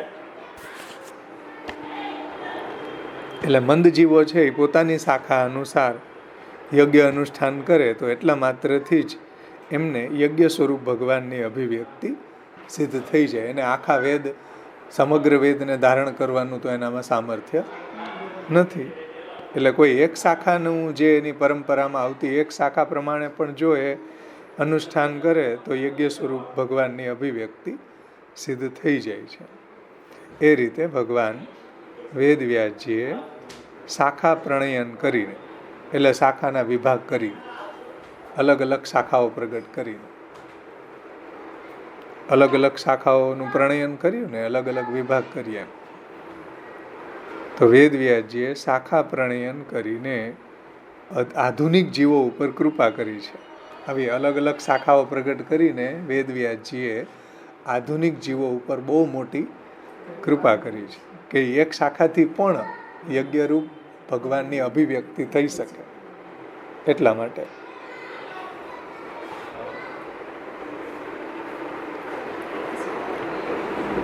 એમાં એક નંબરની ફૂટનોટ રહી ગઈ ને કે શાખા ભેદ મંદ જીવોને અર્થે કર્યો છે. એમાં એક નંબરની ફૂટનોટ છે. એમાં નીચે જુઓ, અત્ર અધિકારી ફલ, અત્ર એટલે અહીં અધિકારી ફલ કર્મભેદ પ્રયોજક નથી, પરંતુ ભગવાન મૂર્તિત્વ જ કર્મભેદનું પ્રયોજક છે. એટલે અહીંયા અધિકારી ફલ કર્મભેદ પ્રયોજક નથી, એટલે કારણ નથી. એમ કર્મભેદ અહીંયા કારણ નથી, પરંતુ ભગવદ મૂર્તિત્વ જ કર્મભેદનું પ્રયોજક છે. કર્મભેદ જે થઈ રહ્યો છે અલગ અલગ શાખામાં, જે ભગવાનની અલગ અલગ મૂર્તિનું વર્ણન છે એના કારણે, પરંતુ ભગવાન મૂર્તિત્વ જ કર્મભેદનું પ્રયોજક છે, કારણ છે. વળી શાખા ભેદ મંદ જીવોને અર્થે જ કર્યો છે. વેદવ્યાસજીના શિષ્યોએ આ અલગ અલગ શાખાઓના ભેદ શા માટે કર્યા? હા, મંદ જીવો માટે. કઈ અધિકારીઓનો ભેદ જણાવવાને અર્થે શાખા ભેદ કર્યો નથી ભાઈ. કોઈ અલગ અલગ અધિકારી જણાવવા શાખા ભેદ નથી કર્યો, પણ મંદ જીવોને માટે આવો શાખા ભેદ કર્યો, કેમ કે આખા વેદ નહીં ધારણ કરવા સમર્થ નથી, એટલા માટે. એટલે અધિકારીનો ભેદ જણાવવાને માટે શાખા ભેદ કર્યો નથી કે આ શાખા આ અધિકારીને, આ કાણવી શાખા આને, આ માધ્યંદીની આને, આ તૈતરી આને, એવું નહીં. અધિકારી ભેદથી શાખા ભેદ થયા નથી, પરંતુ મંદ જીવોના માટે જ આ શાખા ભેદ થયા છે. અધિકારીનો ભેદ જણાવવાના માટે શાખા ભેદ કર્યો નથી. કેમ? પૂર્વ જે આયુષ્ય બલે તથા અનુષ્ઠાન બલે યજ્ઞમાં યજ્ઞનારાયણ ભગવાનના પ્રાગટ્ય આદિ થતા હતા, તે જ પ્રાગટ્ય આદિ આધુનિક મંદ જીવોને પોતપોતિકી તે શાખા પૂરતા જ કર્મ કરવાથી સિદ્ધ થાય. એ જ વાત જુઓ. પૂર્વમાં જે આયુષ્ય બલે, એટલે આયુષ્ય લાંબા હતા, આયુષ્યનું બલ મોટું હતું, કલ્પો સુધી જીવતા, હજારો વર્ષો જીવતા. પછી અનુષ્ઠાન બલ પ્રબલ હતું, અનુષ્ઠાનનું બલ સ્ટ્રોંગ હતું, કેમ કે 1000 વર્ષનો યજ્ઞ કરતા હતા સૌનક ઋષિ. તો આયુષ્ય કેવડા આયુષ્ય એના? 1000 વર્ષનો યજ્ઞ લઈને બેઠા હોય, તમે વિચાર કરો. તો અનુષ્ઠાન બલ એટલું સ્ટ્રોંગ હતું ત્યારે. દેશ કાલ દ્રવ્ય કરતા મંત્ર કર્મની શુદ્ધિ હતી. આયુષ્ય એટલું મોટું હતું, ધારણ શક્તિ મોટી હતી, મેમરી એની બહુ સ્ટ્રોંગ હતી કે એટલું બધું એ પોતે ધારણ કરી શકતા. તમે વિચાર કરો, લાખો શ્લોકો મોઢે આવડતા ઋષિમુનિઓ. કેમ છે એવડી મેમરી? અહીંયા એક શ્લોક ન આવડતો હોય એને લાખો શ્લોકો એને બાયહાટ હતા ઋષિમુનિઓને. અને વેદ છે એ લખાતા નહીં, વેદ છે એ અપૌરુષ છે, ભણાવવામાં આવતા. એટલે ગુરુ બોલે અને શિષ્ય સાંભળે, વાત પૂરી. એમાં તમારે યાદ રાખી લેવું. કોઈ મોબાઈલમાં રેકોર્ડિંગ કરવાનું નહોતા, કોઈ બુક નહોતી, કોઈ બોલપેન લખવાની નહોતી. બોલો કેટલી મેમરી હશે એની. હજી કાશીમાં એ રીતના ભણતર છે અત્યારે પણ, કે વેદ છે એ લોકો ભણાવે આ જ રીતે, બોલતા જાય ને સામે ને યાદ રાખતા જાય, અને યાદ રહી જાય. કેમ કે એને ખબર જ છે કે આ મળવાનું નથી, એટલે એનું બ્રેન એટલું સ્ટ્રોંગ હોય કે એ યાદ રાખી.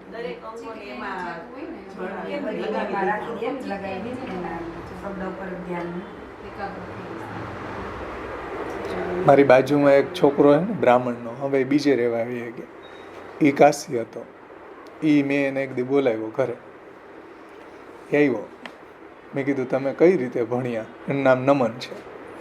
એ કે અમારે ત્યાં હજી જે શાસ્ત્રોક્ત પદ્ધતિ છે ને એ જ રીતે હું ભણ્યો. એ કે નો મોબાઈલ, નો બોલપેન, નો બુક્સ, કંઈ નહીં. અમારે કે ગુરુજી બોલતા જાય, અમારે કે યાદ રાખવાનું સાંભળી. એટલે એની મેમરી પાવરફુલ હતી, ઘણા બધું એને યાદ હતું. આજે આપણે કે બીજા ઉપર ડિપેન્ડન્ટ થઈ ગયા એટલે આપણી મેમરી છે એ ડાઉન થઈ. તમને મોબાઈલ નંબર યાદ ન હોય, જોવા પડે છે ને. પહેલાંના લોકો તમે જુઓ એકાઉન્ટ કરતા ને તો એને હિસાબ બધો, આ કેલ્ક્યુલેટર નહોતું, ઓન ધ સ્પોટ તમને કહી દેતા હિસાબ. અને આપણે 2-3 કરવું હોય ને હિસાબ, 2 થી 3 મોબાઈલમાંથી કેલ્ક્યુલેટર કાઢવું પડે. કેમ? મંદ બુદ્ધિ છે, મંદ આપણી મેમરી છે. એટલે કાશીની અંદર હજી આ છે સ્ટડી આ રીતનું, કેમ કે વેદ છે. હા, બહુ જ સ્ટ્રોંગ છે હજી ત્યાંનું સ્ટડી. મહાન વિદ્વાનો છે ત્યાં હજી પણ અત્યારે હાલમાં. તો કહેવાનું તાત્પર્ય એ છે, જુઓ કે શાખા ભેદ જે કર્યો છે એ કોઈ અધિકારીના ભેદ જણાવવા માટે નથી કર્યો, પણ પૂર્વમાં જે આયુષ્ય બલ, અનુષ્ઠાન બલ એ બધું યજ્ઞમાં યજ્ઞનારાયણ ભગવાનનું પ્રાગટ્ય થતું. એટલે પૂર્વની અંદર જે એનું આયુષ્ય એવડા મોટા હતા, અનુષ્ઠાન એવડું મોટું હતું, સામર્થ્ય એનું એટલું મોટું હતું, મેમરી એની એટલી સ્ટ્રોંગ હતી, તો ત્યારે બધી શાખાઓ બધા વેદના સમગ્ર વેદને ધારણ કરી શકતા હતા અને એ રીતે યજ્ઞ કરવાથી યજ્ઞ ભગવાનનું પ્રાગટ્ય એનામાં થતું હતું. એ જ યજ્ઞ ભગવાનનું પ્રાગટ્ય આધુનિક જીવો માટે એક શાખામાં બતાવેલા પ્રકારથી અનુષ્ઠાન કરવામાં આવે તો પણ થાય છે, એવું અહીંયા ટીકાકાર સમજાવે છે. જુઓ કે આધુનિક મંદ જીવોને પોતપોતિકી એટલે પોતાની જે શાખા છે, પોતપોતિકી એટલે જે પોતાની શાખા છે, તે જે પરંપરાથી પોતાની જે શાખા છે તે શાખા પૂરતા જ કર્મ કરવાથી એને યજ્ઞ ભગવાનનું પ્રાગટ્ય સિદ્ધ થાય છે. એટલે ભગવાન વ્યાસે તો શાખા ભેદ કરીને આધુનિક મંદ જીવો ઉપર કૃપાલુતા કરી છે, એમાં એ સૂચિત થાય છે. સમજમાં આવ્યું ને? આધુનિક જીવો ઉપર બાદરાયણજીએ, વેદવ્યાસજીએ બહુ મોટી કૃપા કરી કે આવા શાખા ભેદ કર્યા. એ રીતે પુરાણોના પણ અલગ અલગ ભેદ કર્યા છે. પુરાણો પણ આ અલગ અલગ પાર્ટ કર્યા વેદવ્યાસજીએ.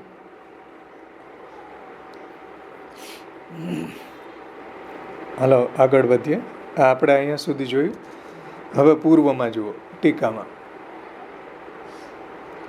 તો મંદ જીવો પોતાની શાખા પ્રમાણે યજ્ઞ અનુષ્ઠાન કરે તો એટલા માત્રથી જ એમને યજ્ઞ સ્વરૂપ ભગવાનની અભિવ્યક્તિ સિદ્ધ થાય. એને સમગ્ર વેદ ધારણ કરવાની સામર્થ્ય નથી એનામાં. સમજમાં આવ્યું ને? એ રીતે ભગવાન વેદવ્યાસજીએ શાખા પ્રણયન કરીને, એટલે અલગ અલગ શાખાઓને વિભાગ કરીને, પ્રગટ કરીને આધુનિક જીવો ઉપર કૃપા કરી છે, એવું સૂચિત થાય છે. એ રીતે પૂર્વકાંડના અર્થનું સપરિકર નિરૂપણ કર્યું. આ પૂર્વકાંડનો અર્થ અહીંયા સપરિકર સમગ્રતાથી સમજાવી દીધો. આમાં કોઈને કંઈ પ્રશ્ન છે ભાઈ? સમજાણવાનો તાત્પર્ય, વેદમાં શાખા ભેદ શા માટે કર્યા?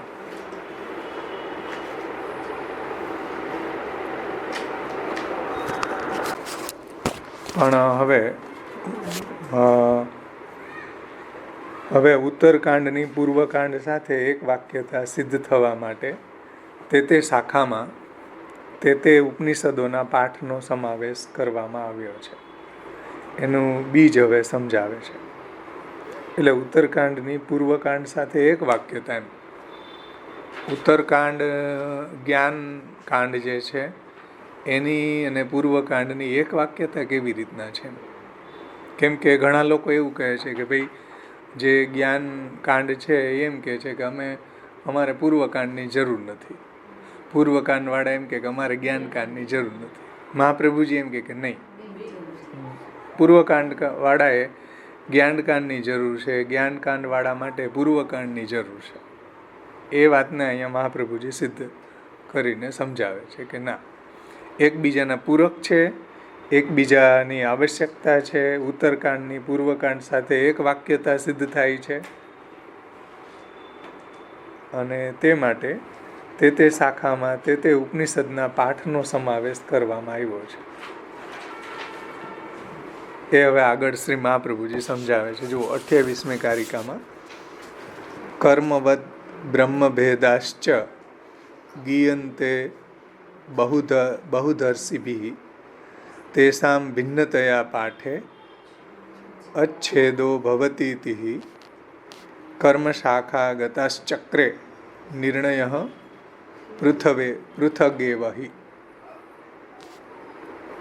કર્મવદ બ્રહ્મભેદાશ્ચ એટલે કર્મની માફક બ્રહ્મના ભેદોને પણ કર્મવદ, એટલે પૂર્વકાંડનો વર્ણ વિષય કર્મ છે, ઉત્તરકાંડનો વર્ણ વિષય બ્રહ્મ છે. ઉપનિષદમાં બ્રહ્મનું વર્ણન છે. તો કર્મની માફક બ્રહ્મના ભેદોને પણ ઋષિઓએ અર્થાત ઉપનિષદરૂપ વેદ વાક્યો બહુ પ્રકારે ગાયા છે. સમજો, કર્મવદ બ્રહ્મ ભેદાશ્ચ, એટલે જેમ કર્મના અલગ અલગ પ્રકાર છે ને, યજ્ઞના અલગ અલગ પ્રકાર છે, એમાં સહસ્ત્રમૂર્તિ વાળા ભગવાનનું વર્ણન છે, એ રીતે બ્રહ્મ ભેદાશ્ચ ગીયંતે બહુદર્શિભિ, એવી રીતના બ્રહ્મના ભેદોને પણ ઋષિમુનિઓએ અર્થાત ઉપનિષદરૂપ વેદ વાક્યો બહુ પ્રકારે ગાયા છે. એટલે સંપૂર્ણ વેદમાં કર્મકાંડ તથા જ્ઞાનકાંડ એ ઉભયનો સમાવેશ થાય છે. સંપૂર્ણ વેદ આપણે જોઈએ તો એમાં બંને કાંડ આવી જાય ને, પૂર્વકાંડ અને ઉત્તરકાંડ. છતાં પણ જો પૂર્વકાંડના અધ્યયન માત્રથી જ સંપૂર્ણ વેદ શાખાનું અધ્યયન થઈ ગયો છે એમ માની લે કોઈ, તો એમનો પૂર્વકાંડનો જ્ઞાનકાંડથી ભિન્ન રીતે પાઠ કરવામાં આવે તો જ્ઞાનકાંડનો ખરેખર ઉચ્છેદ થઈ જાય. સમજાણું ને? એટલે કર્મકાંડથી કોઈ એને અલગ સમજે તો પછી જ્ઞાનકાંડનો ઉચ્છેદ થઈ જાય. એટલે પૂર્વકાંડના અધ્યયન માત્રથી જ સંપૂર્ણ વેદ શાખાનું અધ્યયન થઈ જતું હોય, જો પૂર્વકાંડના અધ્યયનથી સંપૂર્ણ વેદ શાખાઓનું અધ્યયન થઈ જતું હોય તો પછી જ્ઞાનકાંડનો ઉચ્છેદ થઈ જાય ને ભાઈ. તો પછી જો પૂર્વકાંડથી જ બધું સિદ્ધ થઈ જાય તો જ્ઞાનકાંડનું કંઈ ઔચિત્ય જ નહીં રહે, જ્ઞાનકાંડનું કોઈ અવકાશ જ નહીં રહે ને એમ.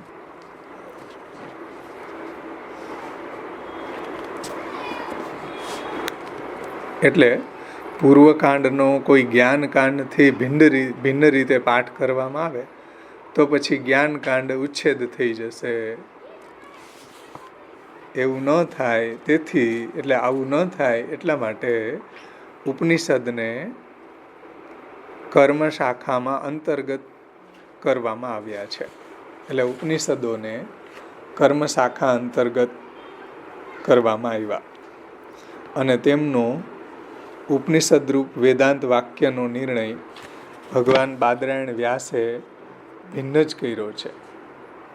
એટલે ઉપનિષદરૂપ વેદાંત વાક્યનો નિર્ણય ભગવાન બાદરાયણે વેદવ્યાસજીએ ભિન્ન કર્યો છે. એટલે જે બ્રહ્મસૂત્ર લખ્યા ને એમાં વેદવ્યાસજીએ નિર્ણય કર્યો છે જ્ઞાનકાંડનો. એને વિવેચનમાં આમાં સરસ સમજાયું છે, આપણને આ સારી રીતે સમજમાં આવે.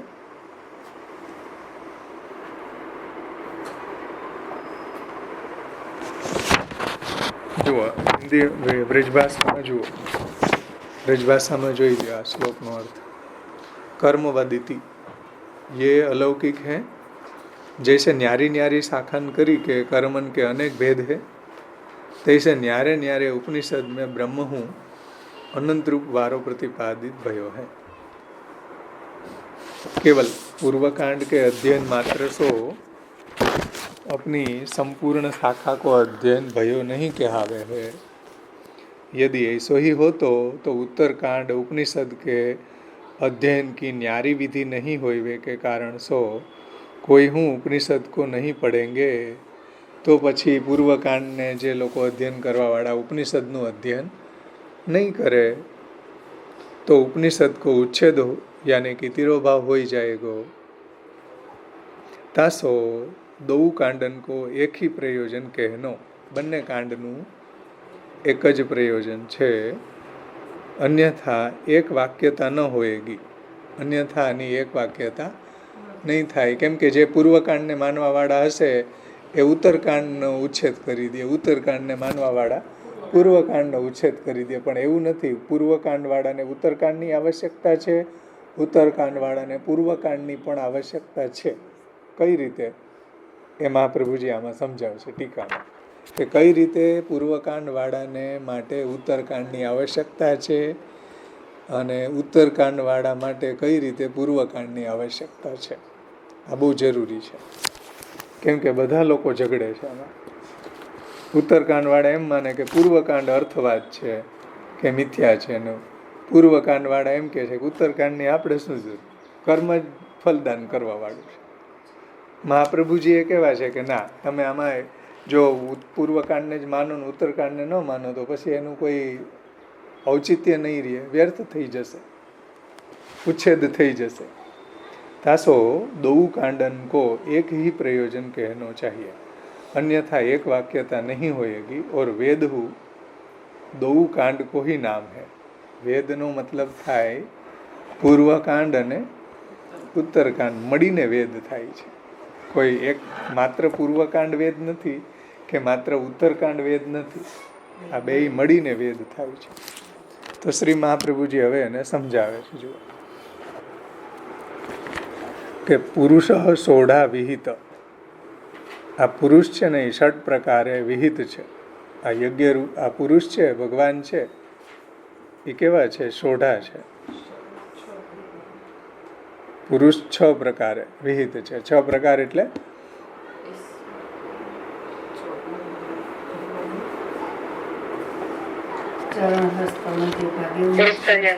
હા, પુરુષ 6 પ્રકારનો છે. એટલે 5 યજ્ઞ રૂપ અને 1 જ્ઞાન રૂપ.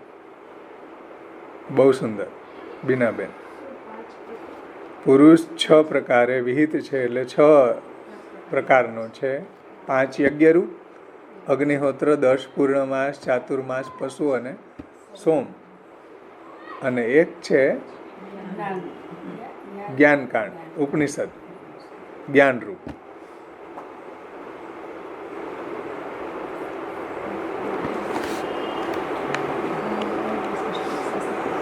તો એમાં પંચાત્મક, જો એમાં નીચે આપ્યું છે, જુઓ નીચે એની ફૂટનોટ જુઓ, ફૂટનોટ આપીને અત્ર શ્રુતિ શાખાંતરે દ્રષ્ટવ્ય છે.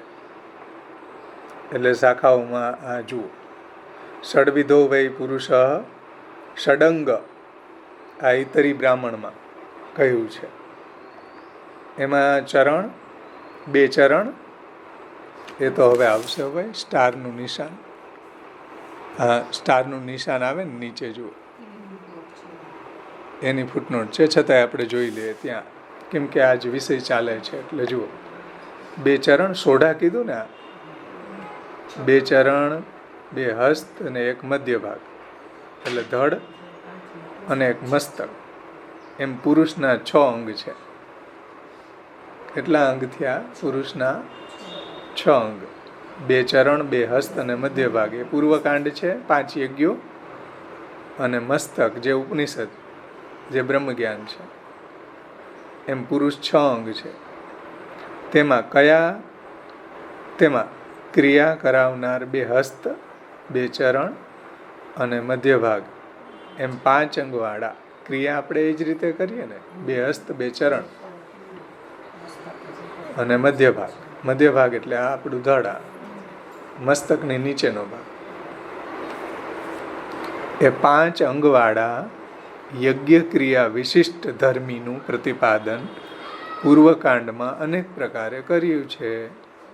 આ 5 અંગવાળા અગ્નિહોત્ર, 10 પૂર્ણમાસ, ચાતુર્માસ, પશુ ને સોમ, એ યજ્ઞ ક્રિયા વિશિષ્ટ એટલે યજ્ઞ ક્રિયા સહિતના ધર્મી જે ભગવાન છે એનું પ્રતિપાદન પૂર્વકાંડમાં અનેક પ્રકારે કર્યું છે. હવે ષડંગ જે મસ્તક છે, 6ઠું અંગ જે મસ્તક છે, ષડ યાની 6ઠું અંગ જે મસ્તક છે એનું પ્રતિપાદન ઉત્તરકાંડ કરે છે. સમજો ધ્યાનથી. ષડંગ મસ્તક છે બ્રહ્મ જ્ઞાન, એનું વર્ણન ક્યાં છે? ઉત્તરકાંડમાં.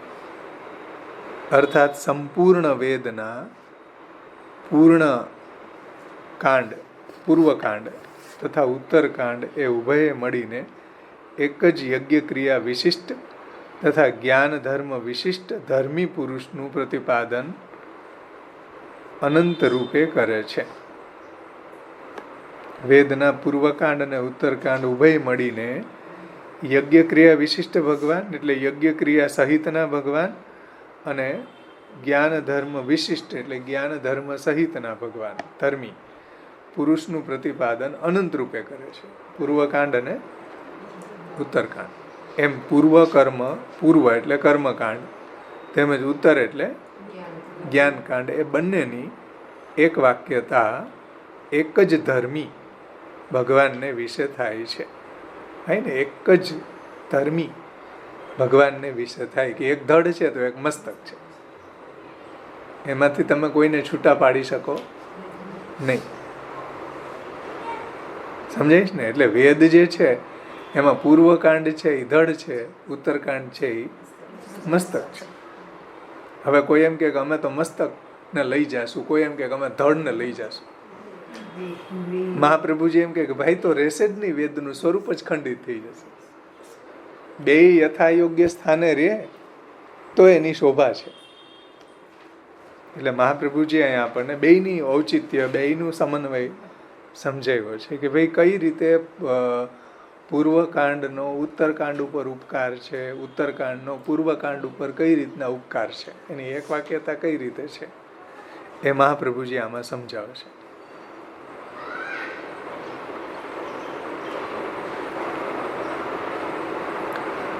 તો બંનેની એક વાક્યતા એક જ ધર્મી ભગવાનને વિશે થાય છે. તેથી જ્યાં પંચાત્મક કર્મનું પ્રતિપાદન કર્યું હોય ત્યાં જે પ્રકારના ષટ શિરોભાગની જરૂર હોય છે, તો જ્યાં પંચાત્મક કર્મનું એટલે પંચાત્મક યજ્ઞનું પ્રતિપાદન કર્યું હોય ત્યાં જે પ્રકારના ષટ શિરોભાગની, છઠ્ઠું શિરોભાગ એટલે મસ્તક એની જરૂર હોય ને, તે પ્રકારના બ્રહ્મનું પ્રતિપાદન કરનારા ઉપનિષદ તે કર્મ શાખાને વિશે જ અંતર્ગત કરવામાં આવ્યા છે.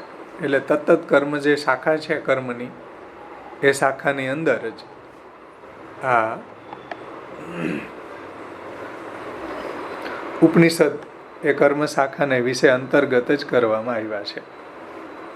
બ્રહ્મનું પ્રતિપાદન કરનારા ઉપનિષદો પણ તે કર્મ શાખાને વિશે અંતર્ગત એને કરવામાં આવ્યા છે.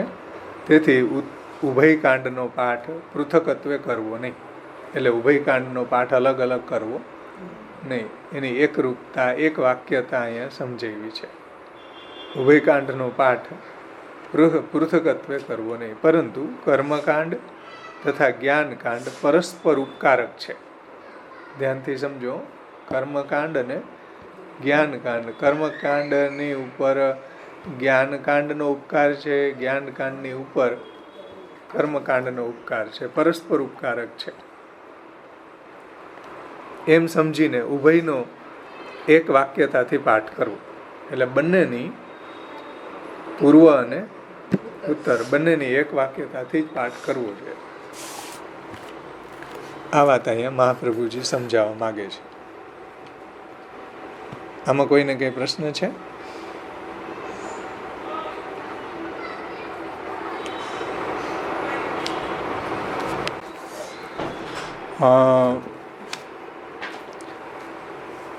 પુરુષ 6 પ્રકારે વિહિત છે એ આપણે જોયું. પંચાત્મક કર્મનું નિર્વચન થયા પછી ષડંશની અપેક્ષા થાય છે.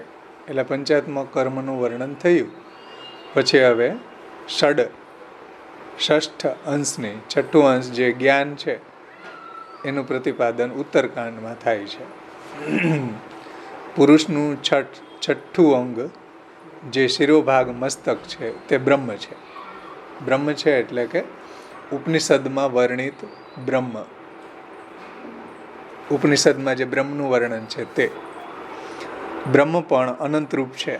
જેમ યજ્ઞ સહસ્ત્ર મૂર્તિવાળો છે એમ બ્રહ્મ પણ અનંત મૂર્તિવાળું છે. જો એમ ન હોય તો તે પુરુષોત્તમનું અનંત મૂર્તિત્વ સિદ્ધ થાય નહીં. કેમ કે પુરુષોત્તમ જે છે એ સહસ્ત્ર શીર્ષા પુરુષ જે અનંત મૂર્તિવાળા છે. જેમ યજ્ઞમાં સહસ્ત્ર મૂર્તિવાળા ભગવાન યજ્ઞરૂપ છે, એ રીતે જ અનંત મૂર્તિવાળા બ્રહ્મ છે. નહીંતર એનું પુરુષોત્તમત્વ સિદ્ધ ન થાય ને. એ પુરુષોત્તમનું અનંત મૂર્તિત્વ સિદ્ધ ન થાય.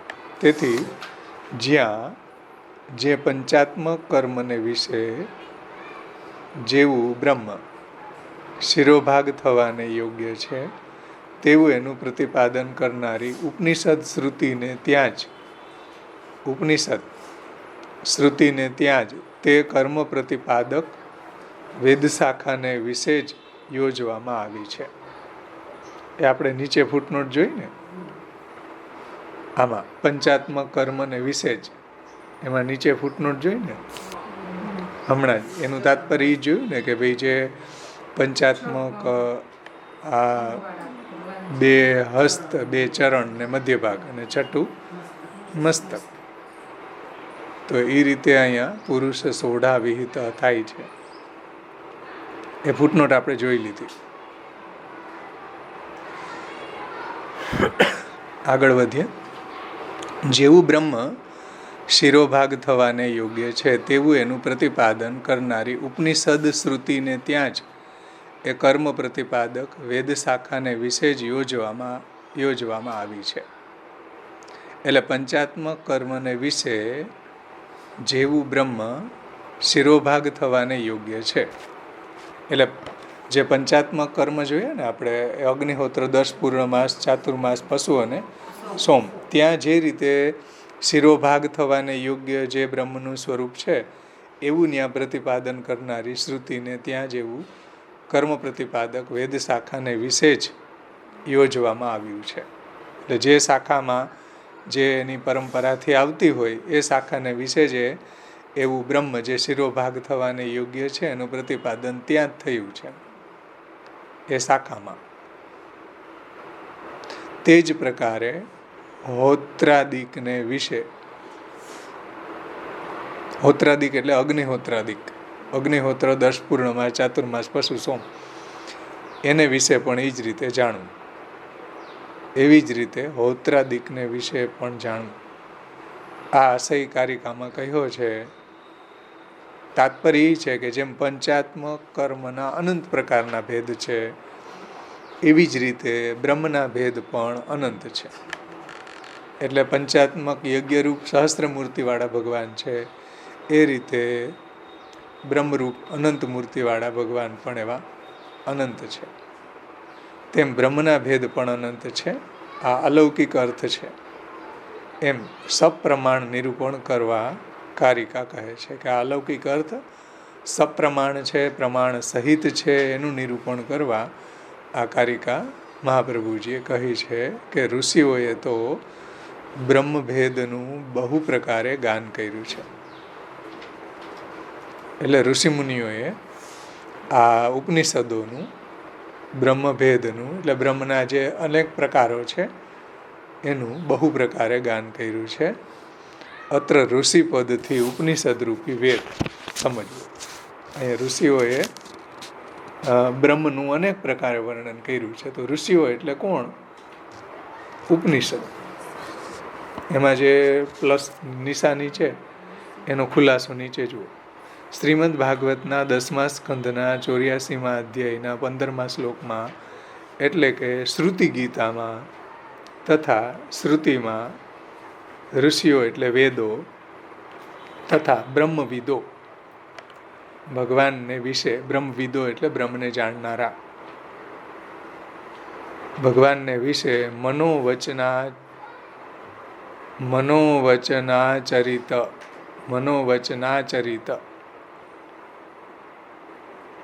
ધારણ કરે છે એમ કહ્યું છે. એટલે શ્રુતિ ગીતામાં અને વેદો પણ એ રીતે જ કહે છે કે બ્રહ્મવિદો, બ્રહ્મને જાણનારાઓ ભગવાનને વિશે મન વચન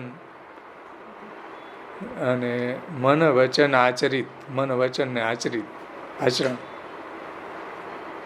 આચરિત ધારણ કરે છે, બ્રહ્મને એ ધારણ કરે છે એવું શ્રુતિ ગીતામાં કહ્યું છે.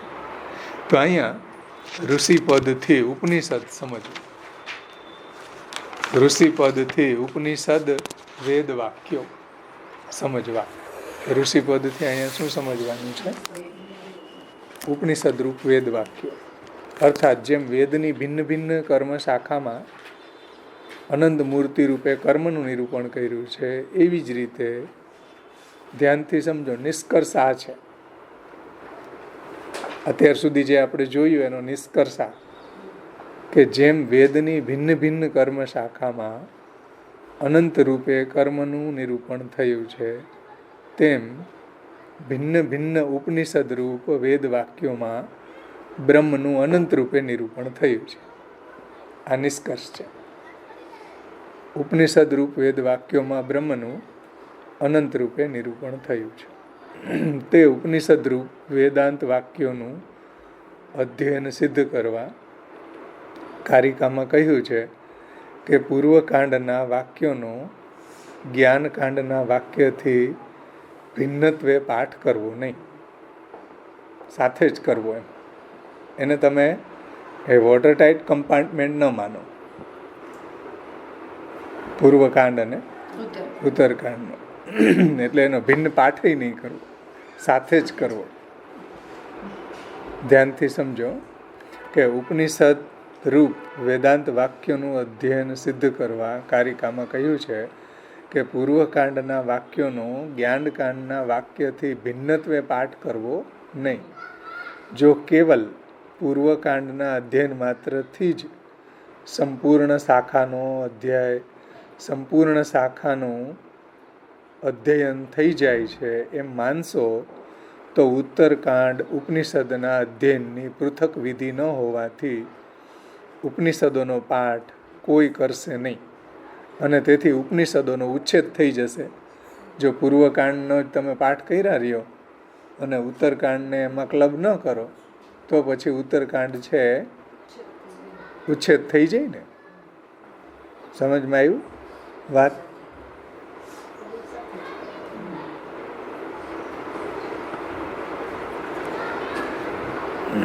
જો કેવલ પૂર્વકાંડના અધ્યયન માત્રથી જ સંપૂર્ણ શાખાનું અધ્યયન થઈ જાય એવું જો માનો તો પ્રોબ્લેમ શું આવશે? ઉત્તરકાંડાત્મક ઉપનિષદના અધ્યયનની પૃથક વિધિ ન હોવાથી, એટલે અલગ એને વિધિનો પ્રકાર ન હોવાથી ઉપનિષદોનો પાઠ કોઈ કરશે જ નહીં. પછી જેમ ષોડશ ગ્રંથમાં ચતુશ્લોકી, નવરત્ન, યમનાશ, બીજા કોઈ પાઠ કરતું જ નથી. એવું છે ને? કોઈ નિરોધ લક્ષણ કે કોઈ સંન્યાસ નિર્ણય કે સેવા ફલને અડતું જ નથી. એવું થાય ને? હા, એટલે ટૂંકું ને ટચ, ચતુશ્લોકી, નવરત્ન, અને બહુમાં બહુ જોર માર્યું સિદ્ધાંત રહસ્ય. ક્યારેક ભાઈ એવું ન થાય, બધાયનું આવર્તન કરવું જોઈએ. એવી રીતના અહીંયા પણ ઉત્તરકાંડનો જો પાઠ કરવામાં ન આવે પૂર્વકાંડની સાથે સાથે તો શું થશે? તો ઉપનિષદનો ઉચ્છેદ થઈ જશે અને પછી સ્વાધ્યાયોદ્વેતવ્ય તમ અધ્યાપયિત, આ વેદનું વાક્ય છે કે સ્વાધ્યાયનું અધ્યયન કરવું. સ્વાધ્યાયોધ્યેતવ્ય એટલે સ્વાધ્યાયનું અધ્યયન કરવું જોઈએ. અને તમ અધ્યાપયિત, ગુરુએ તેને અધ્યાપન કરાવવું જોઈએ. જે વેદનું અધ્યયન કર્યું છે એનું અધ્યાપન ગુરુએ શિષ્યોને કરાવવું જોઈએ. આ જે પરંપરા હતી ને આપણી અધ્યયન અને અધ્યાપન, એ ઉચ્છેદ થઈ જશે જો તમે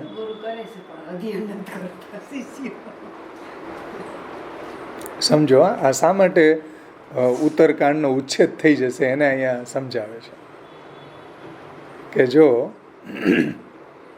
પૂર્વકાંડનું તમે અધ્યયન કરો અને ઉપનિષદનું જો સાથે સાથે એને અધ્યયન કરવામાં ન આવે તો પછી ઉપનિષદોનો ઉચ્છેદ થઈ જશે. એને અહીંયા સમજાવી રહ્યા છે કે અધ્યયનનું સ્વાધ્યાય જે કર્યું છે એનું અધ્યયન કરવું છે ને. પછી અધ્યાપન કરાવવું જોઈએ, ગુરુએ વેદનું અધ્યાપન કરાવવું. એવી અધ્યયન અધ્યાપનની વિધિને જો કેવલ પૂર્વકાંડના અધ્યયન માત્રથી જ ગતાર્થ એટલે નિરાકાંક્ષ માનવામાં આવે. અધ્યયન અધ્યાપનની કેવલ પૂર્વકાંડના અધ્યયનથી જ જો એ ગતાર્થ થઈ જાય, સંપૂર્ણ થઈ જાય, સંપન્ન થઈ જાય, તો ઉત્તરકાંડના વેદાંત વાક્યોના અધ્યયન અધ્યાપનને માટે પૃથક વિધિ તો છે નહીં બીજી. અધ્યયન અધ્યાપનની વેદની એક વિધિ છે. આ સ્વાધ્યાયો ધ્યેતવ્ય તમ અધ્યાપયિત બે માટે લાગુ પડે, પૂર્વકાંડ અને ઉત્તરકાંડ. સમજાણ ને? બંનેના અધ્યયન અધ્યાપનની વાત વેદ કરે છે. અને જો એવી રીતના અધ્યયન અધ્યાપનની વિધિને જો કેવલ પૂર્વકાંડના અધ્યયન માત્રમાં જ જો એને તમે ગતાર્થ માનો કે ત્યાં સુધી જ એને તમે નિરાકાંક્ષ માની લ્યો, ત્યાં સુધી જ એને તમે સીમિત માની લ્યો, તો ઉત્તરકાંડના વેદાંત વાક્યના અધ્યયન અધ્યાપનને માટે પૃથક વિધિ ન હોવાથી કોઈ પણ અધિકારી વેદાંત વાક્યોનું અધ્યયન કરશે નહીં, અને તેથી જ્ઞાનકાંડનો ઉચ્છેદ થઈ જશે.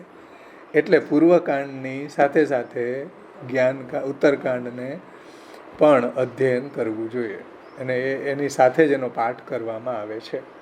અને એ બે માટે એક જ આ ઇન્ટરેક્શન અહીંયા જે આપ્યું ને, સ્વાધ્યાયો ધ્યેતવ્ય તમ અધ્યાપયિત, એ બંને માટે આપેલું છે, પૂર્વકાંડ માટે અને ઉત્તરકાંડ માટે. એટલે બંને સાથે રહીએ એમાં જ એની શોભા છે. બંનેને જો તમે ડિવોર્સ આપો, પૂર્વકાંડવાળા ઉત્તરકાંડને ડિવોર્સ આપે ને ઉત્તરકાંડવાળા પૂર્વકાંડને ડિવોર્સ આપે, તો આ જે દાંપત્ય ન રહે વેદનું. હા, ધડ અને મસ્તક જુદા થઈ. એટલે આ બેયને જોડી રાખવા જોઈએ. ધડ મસ્તક સાથે હોય તો જ એની શોભા છે, તો જ એ પુરુષ સોઢા કહેવાય, નહીતર કહેવાય નહીં. સમજમાં આવે છે ને? એટલે આપણને જે માયાવાદીઓ છે એમ માને કે ભાઈ પૂર્વકાંડ નકામો છે, મીમાંસકો એમ માને કે ઉત્તરકાંડ નકામો, મહાપ્રભુજી એમ માને કે નહીં, બે એકબીજાના પૂરક છે. સમજાણ? એનું જસ્ટિફિકેશન એ આપશે હમણાં કે ભાઈ તમે યજ્ઞ કર્યો, જુઓ કેવી રીતના ઉત્તરકાંડની ઉપયોગિતા છે. કે તમે યજ્ઞ કર્યો, યજ્ઞનું ફળ તમને સ્વર્ગ મળશે. એ ક્યારે મળશે? આ દેહ છૂટ્યા પછી મળશે. યજ્ઞનું ફળ તમને આ દેહ છૂટ્યા પછી મળશે. એ પછી માનો કે અર્ચિરાદી માર્ગમાં જાઓ તો પણ દેહ છૂટ્યા પછી મળે, સ્વર્ગ મળે તો એ દેહ છૂટ્યા પછી મળે. તો એનું જ્ઞાન કે જીવ નિત્ય છે, જીવે અહીંયા યજ્ઞ કર્યો, એનું ફળ જીવ નિત્ય હોવાના કારણે દેહ છૂટ્યા પછી આ જીવને ક્રમ મુક્તિ થશે કે જીવ સ્વર્ગમાં જશે, એવું જ્ઞાન પાછું ઉપનિષદ આપે, પૂર્વકાંડ નથી આપતો. પૂર્વકાંડ તો યજ્ઞની વાત કરે, ઉપનિષદ એમ કહે છે કે જીવ નિત્ય છે, અણુ છે, ભગવાનનો અંશ છે, અને જેવું એણે અહીંયા યજ્ઞ કર્યો એનું ફળ એને દેહાંતરે એ જ જીવને મળશે.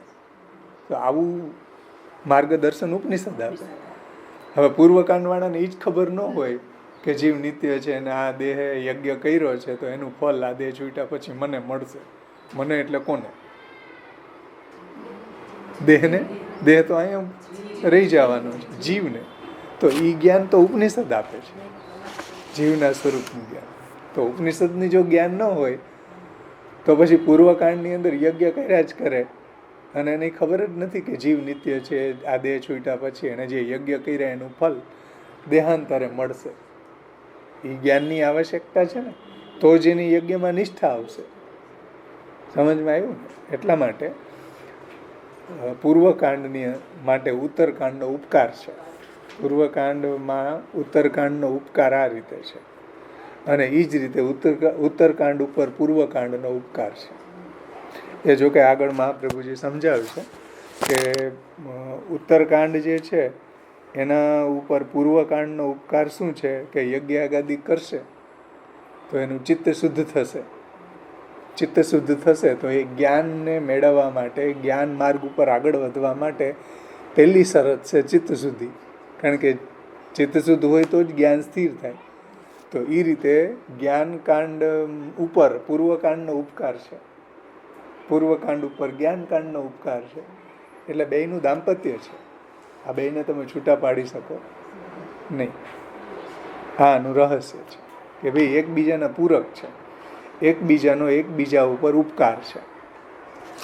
એટલે મહાપ્રભુજીને આટલું સમજાવવું પડે. કેમ કે બીજા લોકો છે, મીમાંસકો છે, માયાવાદીઓ છે, એવું માને કે ભાઈ અમારે પૂર્વકાંડની શું જરૂર. માયાવાદીઓ એમ કે, મીમાંસકો એમ કે અમારે ઉત્તરકાંડની શું આવે છે, અમારે કર્મ હારે મતલબ. મહાપ્રભુજી કે એવું નથી ભાઈ, બે એકબીજાના પૂરક છે, બેયનો એકબીજા ઉપર ઉપકાર છે. પૂર્વકાંડનો ઉત્તરકાંડ ઉપર ઉપકાર છે, ઉત્તરકાંડનો પૂર્વકાંડ ઉપર ઉપકાર છે. એ મહાપ્રભુજીને અહીંયા સમજાવવું છે. હવે જુઓ, થોડુંક બે લીટી છે, જોઈ લે. એવી અધ્યયન અધ્યાપનની આવી જે વિધિ છે એ કેવલ જો પૂર્વકાંડના અધ્યયન માત્રથી જ ગતાર્થ માનવામાં આવે તો ઉત્તરકાંડ વેદાંત વાક્યોના અધ્યયનની કોઈ અધ્યયન અધ્યાપનની કોઈ પૃથક વિધિ ન હોવાથી કોઈ પણ અધિકારી વેદાંત વાક્યોનું અધ્યયન કરશે નહીં, અને તેથી જ્ઞાનકાંડનો ઉચ્છેદ થશે. એવું ન થાય તેથી તે કર્મ શાખામાં અંતર્ગત કર્મ શાખામાં અંતર્ગત થયેલા ઉપનિષદ વાક્યોની પાઠાર્થે એક વાક્યતા છે. એટલે તે કર્મ શાખાની અંદર, એટલે જે કર્મ શાખા હોય, હમણાં આપણે જોયું ને તૈતરી શાખા છે, માધ્યંતીની જે પરંપરાથી ચાલી આવતું, એની અંદર એ કર્મ શાખાની અંદર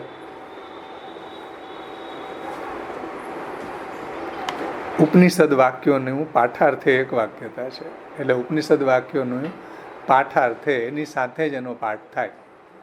જે કર્મ શાખાનો પાઠ થાય એની સાથે જ એને આ ઉપનિષદનો વાક્યોનો પાઠાર્થ એકી સાથે થાય, એમ સમજવું.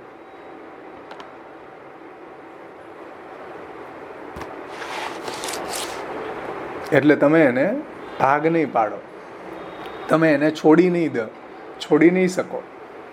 તમે જે શાખામાં હોય, જે કર્મ શાખામાં, એની સાથે ઉપનિષદનો પાઠાર્થ ઉપયોગ છે. એટલે તો આપણે શરૂઆતમાં સમજી ગયા કે ભાઈ બ્રહ્મજ્ઞાન સહિત જો નિષ્કામ યજ્ઞ કરવામાં આવે તો અર્ચિરાદિ માર્ગમાં ક્રમ મુક્તિ થાય.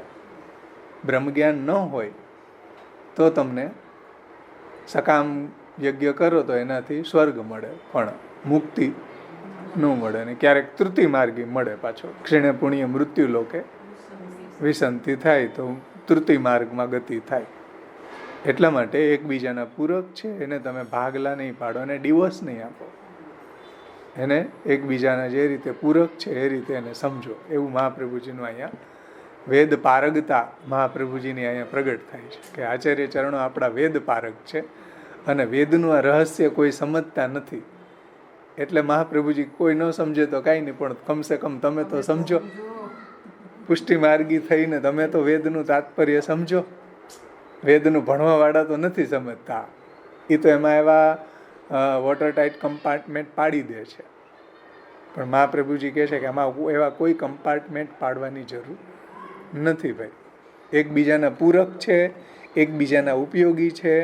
એકબીજા વગર એકબીજાનું ફલ પ્રાપ્ત ન થાય.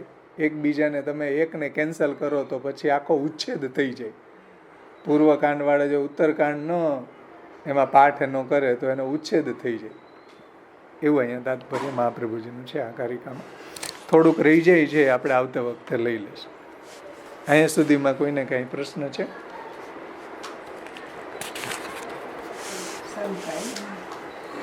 હા, બસ ત્યાંથી આપણે આવતા વખતે લઈશું. પછી આપણા શ્લોક હવે બહુ ઝાઝા નથી, એટલે બધાએ તૈયારી કરતા રહેજો. આપણું પ્રકરણ, આ શ્રુતિ પ્રકરણ સંપન્ન થાય પછી આપણે રિવિઝન તમારે કરવાનું રહેશે. હજી આપણા 2 સેશન થશે.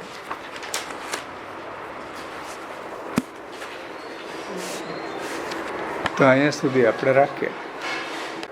અઘરામાં શીખવાનું હોય ને, તમે તમારા છોકરાઓને કોઈ સાવ સહેલું સાહિત્ય, સાવ સામાન્ય કોર્સ, સામાન્ય શિક્ષણ અપાતું હોય ત્યાં ભણવા મોકલતા નથી. અઘરામાં અઘરું વધારે આમ ક્લિષ્ટ હોય ત્યાં ભણવા મોકલો, ડોનેશન આપી. કેમ? અઘરામાં જ તો શીખવાનું હોય. જેમ અઘરામાં અઘરું જ્યાં ભણતર હોય ત્યાં આપણે એને મોકલીએ.